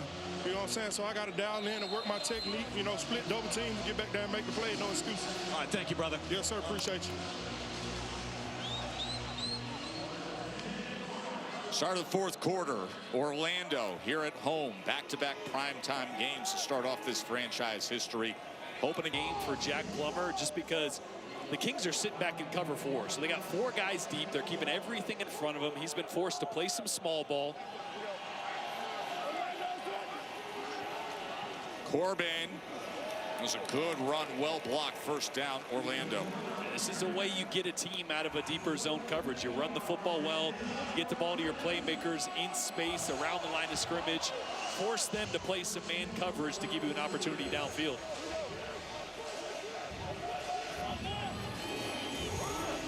Right back to the run, testing that left side now as Corbin gets it out to the 47. In 7 Corona. Hurry up, Corona. Hurry up.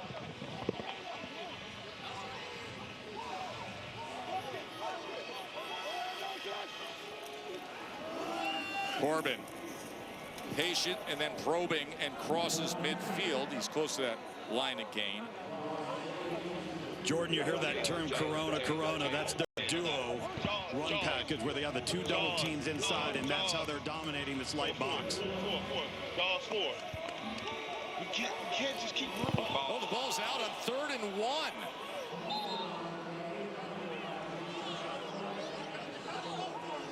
Now keep in mind they had crossed midfield. Yeah, I just don't know if Jack Plummer was ready for that one. So it's 4th down, but they had crossed midfield. So by rule, automatically, they cannot punt this ball. They have to go for it. So it's the second time now that they're on the opposite side of the 50 after crossing it and having to go for it on 4th down in a 3-point game.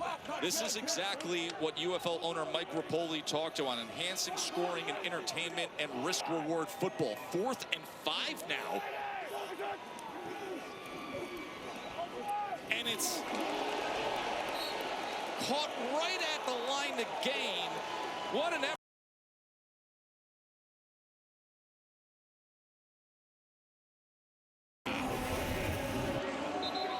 Bowman. Oh, it's a great job. That was way out in front. They're trying to go fast. How did he secure that ball? He was bobbled a couple times. And did he? Watch the ball here.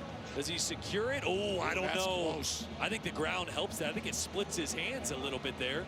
Mike Pereira is leading things in the UFL Command Center tonight. We have the ability to listen in to Mike and the Command Center. He has officially challenged this. Is that correct? That's correct.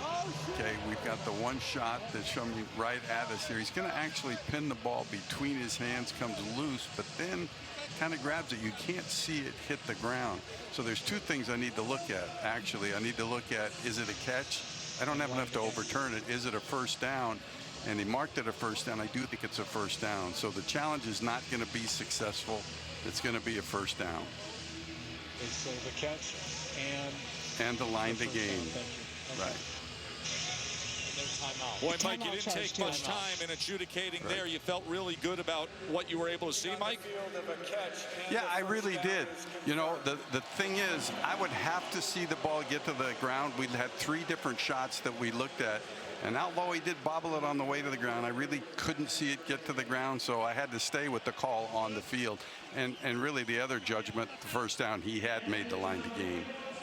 That's Mike Pereira, our VP of officiating. Thank you very much, Mike, in the command center. You see how quickly things move in the UFL with the transparency and the officiating. That was a critical 4th down. The new rule in place, they had to go for it. They had crossed the 50-yard line, and they converted, and we get the call confirmed. First down, Orlando.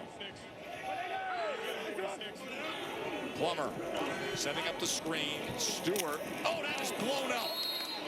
That was blown up on the other side of the 50-yard line by Cameron Dantzler. Cam Dantzler again. He is a cover guy, long and lanky, but watch him avoid the lineman there, dip around the outside. And that is maybe the 3rd time he has made a really good one-on-one tackle on the outside. Here's Corbin, and Corbin spins ahead and gets it just over midfield to the 49.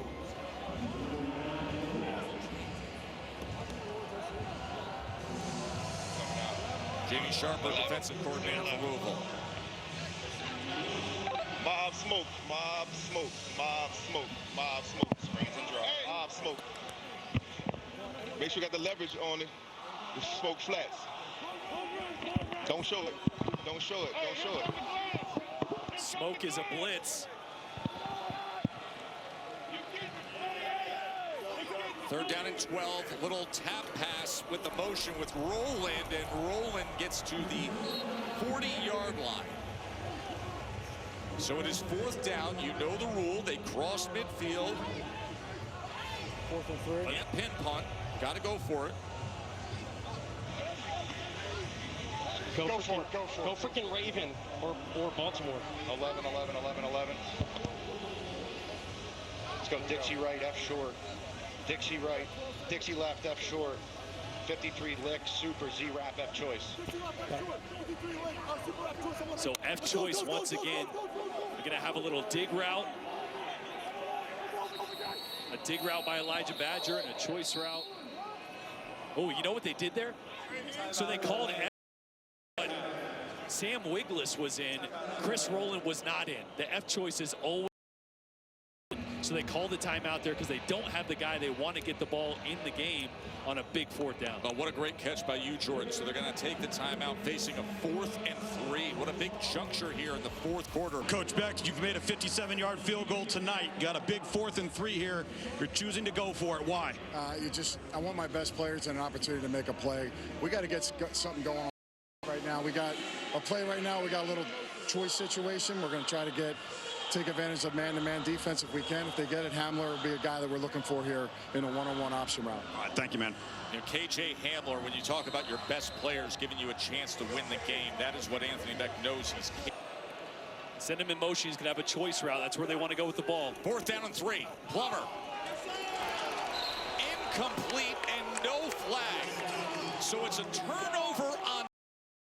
And Louisville will get the ball here in the 4th quarter. So KJ makes a mistake here. He's got the option to go inside or outside. Watch him right here. He's got to set him up and go inside. Look at all the space. It was cover 0. Nobody's on the inside. I know the leverage starts on the inside, but you can cross him up. This product. What a stop there from the Kings. So Chandler Rogers in at quarterback for Louisville, former Cal Bear. Got playing time in the first half. Had a couple good drives. Pass here on 1st down as he gets it complete to Shurton out of the backfield. Joe Tessitore and Jordan Rogers with you. For those of you that have been flipping back and forth with the Final Four, hey, we've had a pretty good one here in week 2 of the UFL.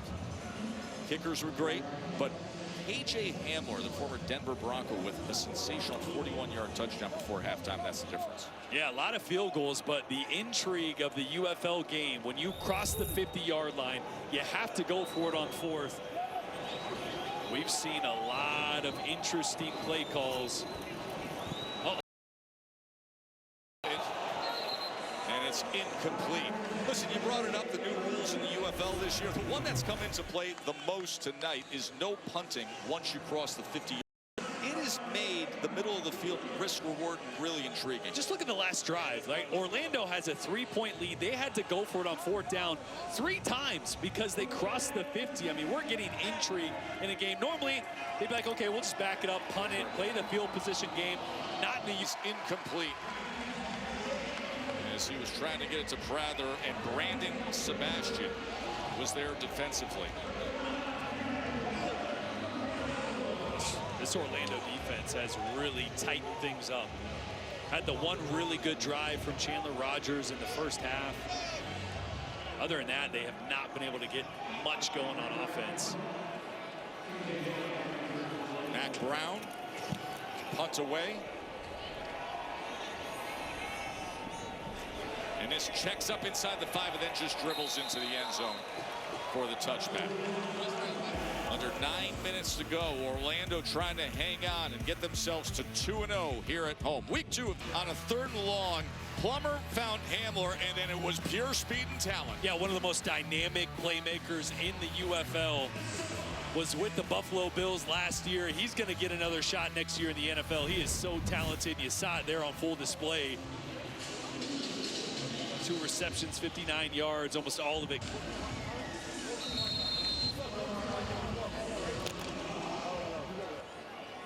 Well, counter play, so we should be getting a tight end and a guard pulling. Little gap. Corbin. Well, this was the message from head coach Anthony Beck to the team. Our defense is balling out. They're keeping us in the game. We got to reciprocate the operation here, okay, on offense. Come on, man. Finish. Finish! Finish! Finish!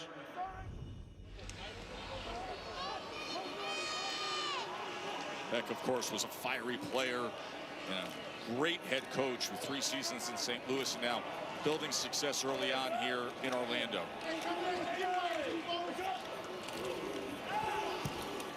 That is complete to Chris Rowland, and will be saying one wide. Understand one wide. Understand one wide.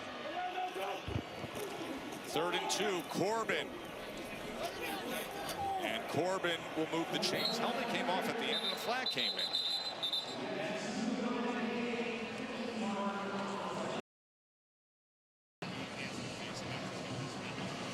Kansas face defense, number 98, added on to the end of the run. Travis Bell up there. Defense number 98. We still haven't really seen either team push the ball downfield, right? I mean, Anthony Beck's talking about we got to back our defense up. At some point, it's a 3-point game. Someone's going to have to go take a risk and try to steal this one and open up this game. First down, Plummer to pass. Has time, but has to check down to Corbin. And Corbin gets upfield quickly. Well, and there it was, right? KJ Hamler running deep downfield, but the Kings played coverage, had a free safety right there in the middle of the field, so Jack Plummer did the smart thing, just checked the ball down. And that's great patience from Plummer. Remember, I mentioned it's probably been a frustrating game for him. He hasn't really been able to open things up. You get a shot play called, it's not there, so okay, that's fine. Check it down, and you can come back to that at some point if you want.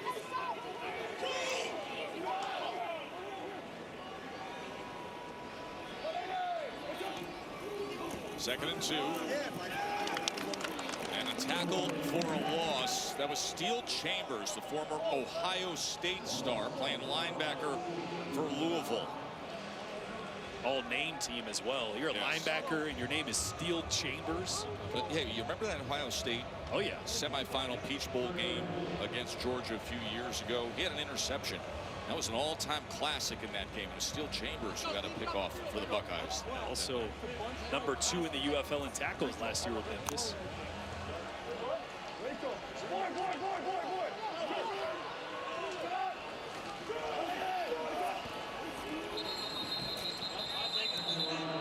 flags came in.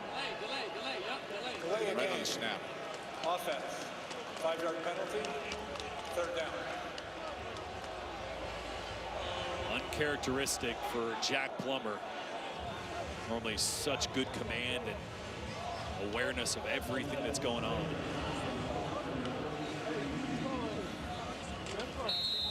Here we go. Hey, run 20 left text 52.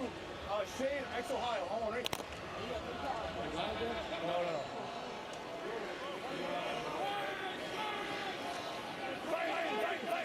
3rd and 9 after the penalty. Empty look for Plummer. 3rd down and 9. Plummer running out of options. Goes underneath. And Chris Rowland is going to be right near those sticks. They did cross the 50, though, so it's 4th down. They're going to have to go for it. He is short, so they have to go for it here because the ball crossed the 50-yard line. And that is such good awareness by Colin Thompson and Jack Plummer just to get to the line of scrimmage quickly and sneak it. Got just enough to pick that one up, I think. Well, let's see where they mark this ball. This is Plummer. He raced up to the line as Thompson, Plummer, and Beck. Everybody realized, hey, the ball crossed the 50-yard line, so by rule, we have to go for it. This is going to be close. And Anthony Beck has his challenge flag in his hand. They're looking for some clarity here as the officials, we can listen into the command center. We'll see what the officials say. I think you better add it on. Illegal, too many men? Yes. Okay, so it's going to be 5 yards from the previous spot, not added on. That's correct. 5 yards from the previous spot. Yep. They had 16 men on the field, so I think about 16. So we're just making it a 5-yard penalty. Hey, Mike, it's Joe Tessitore here. Give us some clarity. Clean everything up for us. What happened there? Yeah, well, it was the first thing we looked at. What's the confusion here? Quick snap, but the offense didn't substitute, and really the defense when the ball was snapped had, I think, 15 players on the field. You can't play with 15 players. So we had to put the penalty on. Okay, so it's a 1st down. Thank you very much, Mike Pereira, VP of Rules for the UFL in the command center tonight, doing a great job as always. So it's a big moment there, Jordan, and really great awareness, as you pointed out, by Orlando.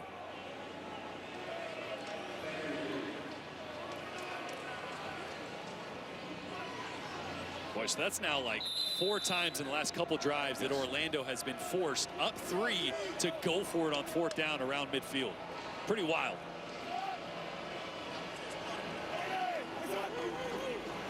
Now they'll get back to the ground game. And they do so with Jay Sean Corbin. It's a great and at Florida State, was an all-UFL selection when he led the league in rushing, playing for San Antonio a couple years ago. And he was practice squad with the Patriots most of last season. And that is complete to Badger. Badger inside the 10. Badger into the end zone.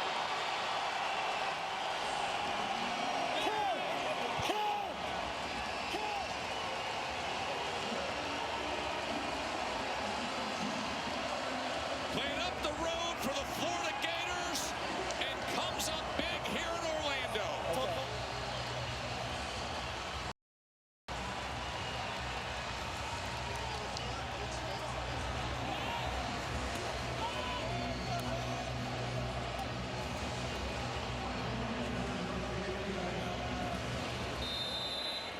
Another week, another great catch and run by Elijah Badger.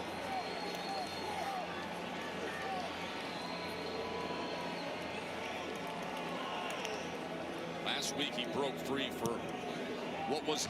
Plummer had the touchdown throw to Rowland last week where he was falling away off his back foot, and once again, a dime from Plummer.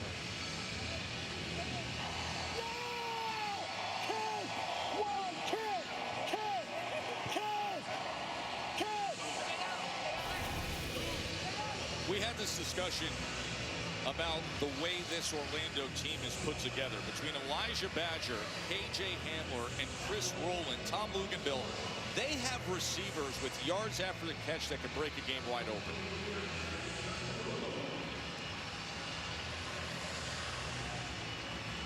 Now the Storm Chasers. And a big roar here at Inter & Co Stadium with now a 19-9 lead.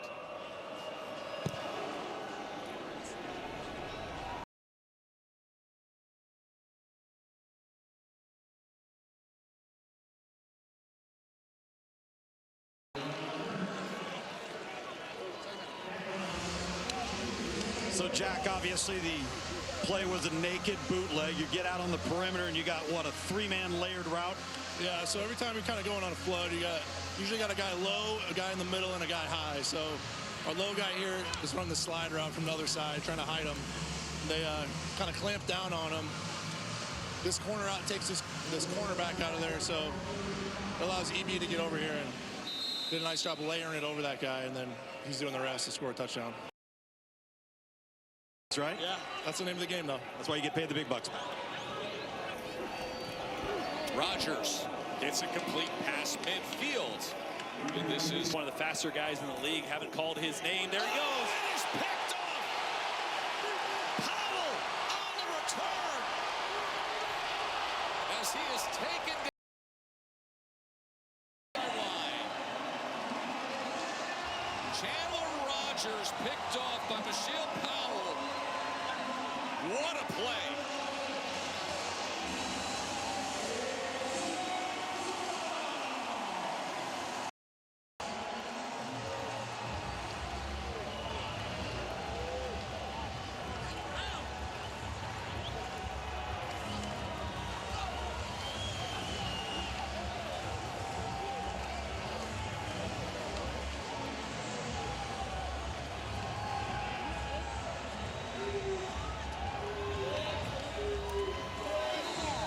A 55-yard interception return. First turnover of the game. And Orlando's there to put this thing away.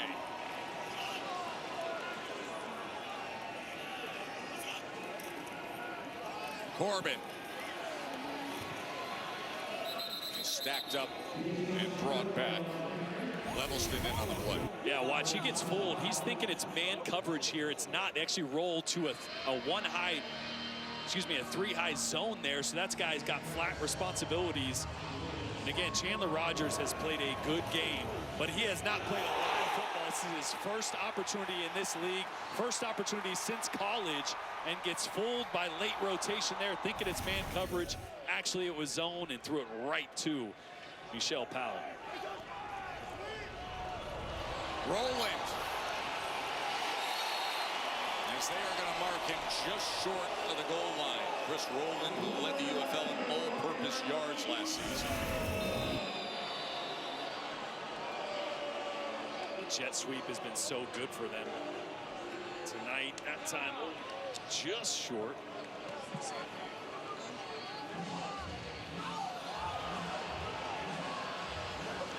Oh, it's really close.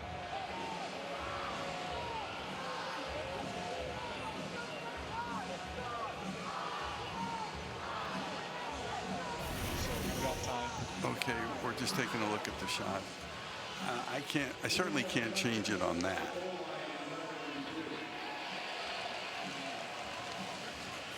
I mean,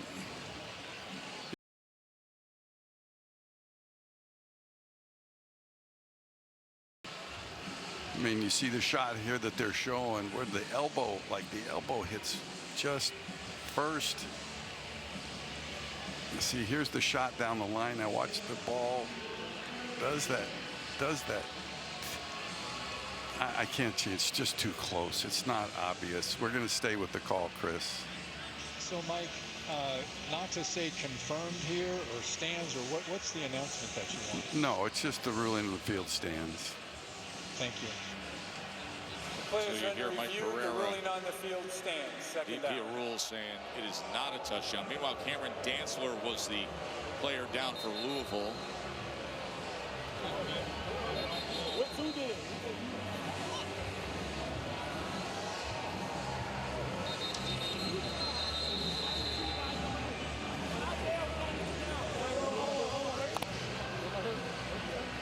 Al's interception has put them in position to try to seal this win. Orlando trying to get to 2-0. Veteran coaching staff and core of this team, Jack Plummer, former Louisville Cardinals college football star. Spent some time in the NFL. Now off to a good start with the Storm.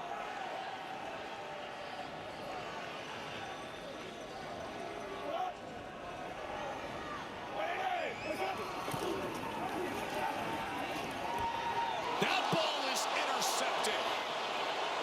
That is Prince on the return. DeAndre Prince with a big return. So 3rd and goal with Orlando looking to punch it in. Instead, Prince brings it back, and Louisville still has hope. And Plummer just trying to make a play late here. Little play action, wanted to go in the flats. It wasn't there. Sees the tight end flash, but Prince undercuts it. Here's a look from our hat cam.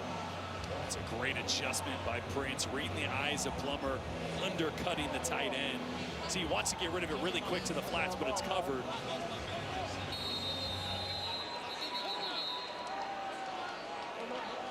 Kings still with some life here with 2:30 left. Remember, the UFL has rules that can help you get back into the game in a hurry. Not only can you go for a 3-point extra point, so you can score 9 points, still wouldn't get you there. You can also go for, or excuse me, opt to retain possession by going for a 4th and 12 from the 28.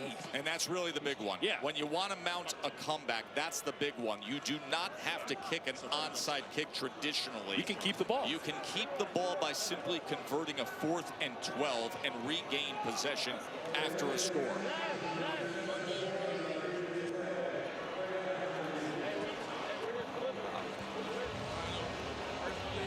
So Chris Redmond, longtime NFL quarterback, Louisville legend himself with the Cardinals. I'm looking at it. They threw a challenge out there. I see. I've got a good close-up look on the shot from television. Single shot, both on both. A little bit ahead on the side, but it slips right off. That's not enough for defensive holding. So we are going to decline his challenge. The ruling on the field stands. He is now out of timeouts. It's a charge timeout, and he's out of challenges. Okay. Orlando was just hoping for the best there. After review, there is no foul for defensive holding on the play. The play stands as called. Orlando is charged its final timeout and may not challenge for the remainder of the game. So the 47-yard interception return stands. Hey, so I'm with DeAndre Prince right now. So draw us through what happened. Tell us what happened on that play. What did you see, and how were you able to make the play? Okay, so film study all week has been telling us when they get down like this, I got this tight end right here. This is me right here. I'm looking at the quarterback trying to see the cadence. So I'm knowing either he's going to slam, try to get my safety and they're going to run the stretch, or he's going to do this route, which he did. I'm playing outside, so. Now talk us through. So I'm playing outside right here. I'm already knowing what's coming, so when he went in like that, I automatically just jumped in the inside, because the inside is the easiest throw. So when you waiting on the inside release, I kind of like just went underneath after I seen he was doing the 7. Let the back of the end zone help you out, and get the pick. Nice job. Thank you. Appreciate you. Bean gonna take a shot downfield, and it's incomplete as he was trying to connect with Carter Bell. And with that, we reach the 2-minute warning. Louisville still has some hope alive. 3rd down and 10 for Chris Redmond's team when we return to Orlando. Men's title game finalized. We should have seen one of these two teams getting through. No question. And in the NBA, 2 of the coldest nicknames gave us an OT thriller, the Joker and the Alien. That after Joe Tess and Jordan Rogers wrap up. Trevor and Phil, we look forward to it. Big day at the Final Four, and we've got a big moment here with the third down coming up. But we will be tuning in to hear everything that went down at the Final Four. And by the way, a lot of UConn fans on this crew. Oh, yeah. As we've got UConn royalty as part of our crew. Jeff Calhoun, former Huskies player, of course, the son of one of the greatest coaches to ever do it, Coach Calhoun. And they were together as father and son today to celebrate that in Indianapolis. This is a really tough spot for Jason Bean. He didn't play for much of this game. Chandler Rogers had more of the opportunities, and he's got to come in a little cold off the bench and lead a 2-minute drive here. That's a great throw to start it off. Able to connect to Payton, so it's a first down for Orlando. And keep in mind, with the rules in the UFL, anything can happen here with a 10-point margin. You can regain possession after a score with a 4th and 12 instead of an onside kick. We have 4-point field goals. You never know. Here's Bean again. Pressured and taken down by Chris Garrett. Chris Garrett is a menace. Such a good player. He's working on left tackle. Leroy Watson, and just too much speed. Bends the corner really well.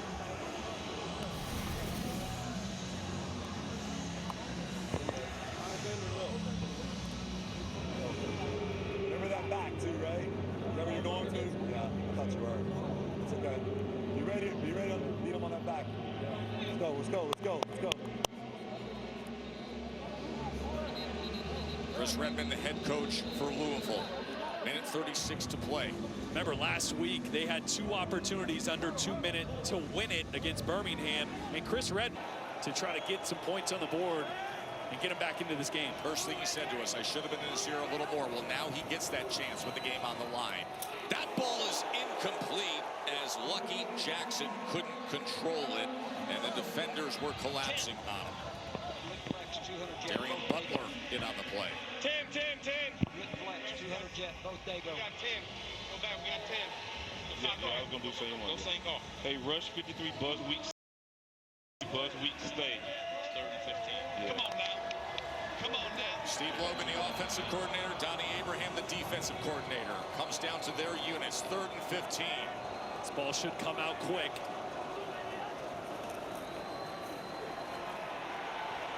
Being chased, has to extend the play downfield. And that is incomplete. He was trying to get it to Davidson. Garrett was pursuing Bean again. So remember, they crossed the 50. They have to go for it. I think you would anyway. You're down 2 scores. A little too far to attempt a 4-point field goal here. So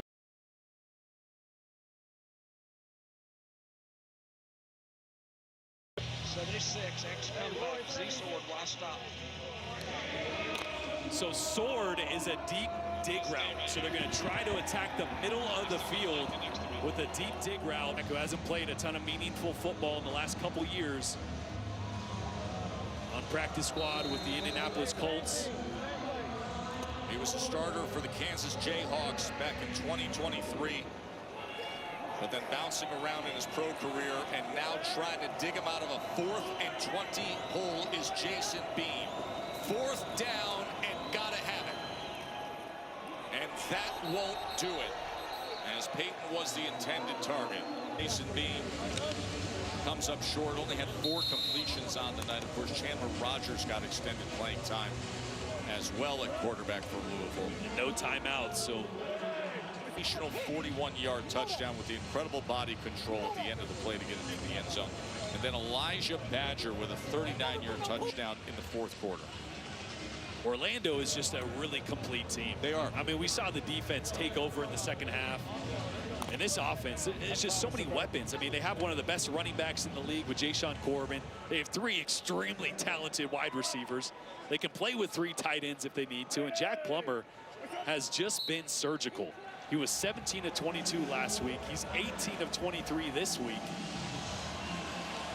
It's a guy that is playing football at a high level for Anthony Beck. Yep, and they got a heck of a coaching staff. With the veteran Anthony Beck, Donnie Abraham, and then the new play caller who has been really good in Colin Thompson. Chris Redmond's team is 0-2. Baltimore Ravens. Oh, we'll see you in a week. Anthony Beck's team is 2-0, Lukes.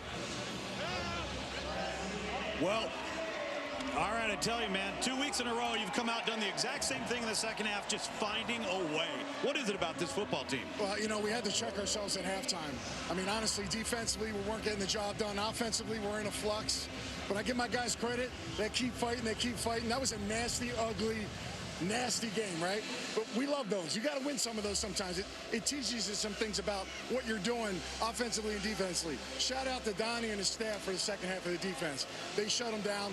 We'll be better next week, but that's a huge win for us. Team's coming out fighting after a loss last week. They gave us their best shot, so we got to be ready for them next week. Well, as a head coach now in your 4th year in this league, and this new rule of no punting once you cross that 50-yard line, and there were several series there in the second half where you got to come up with some real field position strategy. How has that changed how you coach a game? Yeah, you know, we had a couple 4th down opportunities where we went for it, and we felt like we had good plays called. We just got to execute a little bit better. But you know what? If you don't get them, your defense has to step up. I don't care where we are in the field. That's where we are in this league. This is what we have to do. And that was a 360 for our defense in the second half. And shout out to those guys. They fought hard. It's the way our closers, 48, Garrett, those guys shut them down the end. Mish with the interception. I love to see them score there and just end the thing. But it's just a heck of a job, man. Those guys coming together. Donnie ripped their ass, you know, in halftime, and they responded. All right, 2-0, man. Congrats. Appreciate you. All right. Donnie being Donnie Abraham, the defensive coordinator who held the case. These guys get a rematch against each other up in Louisville at the end of this week, a Friday night game in week 3. For Jordan and Sam and Tom, I'm Joe Tessitore. Enjoy the rest of your night, including Trevor and Phil on SportsCenter coming your way right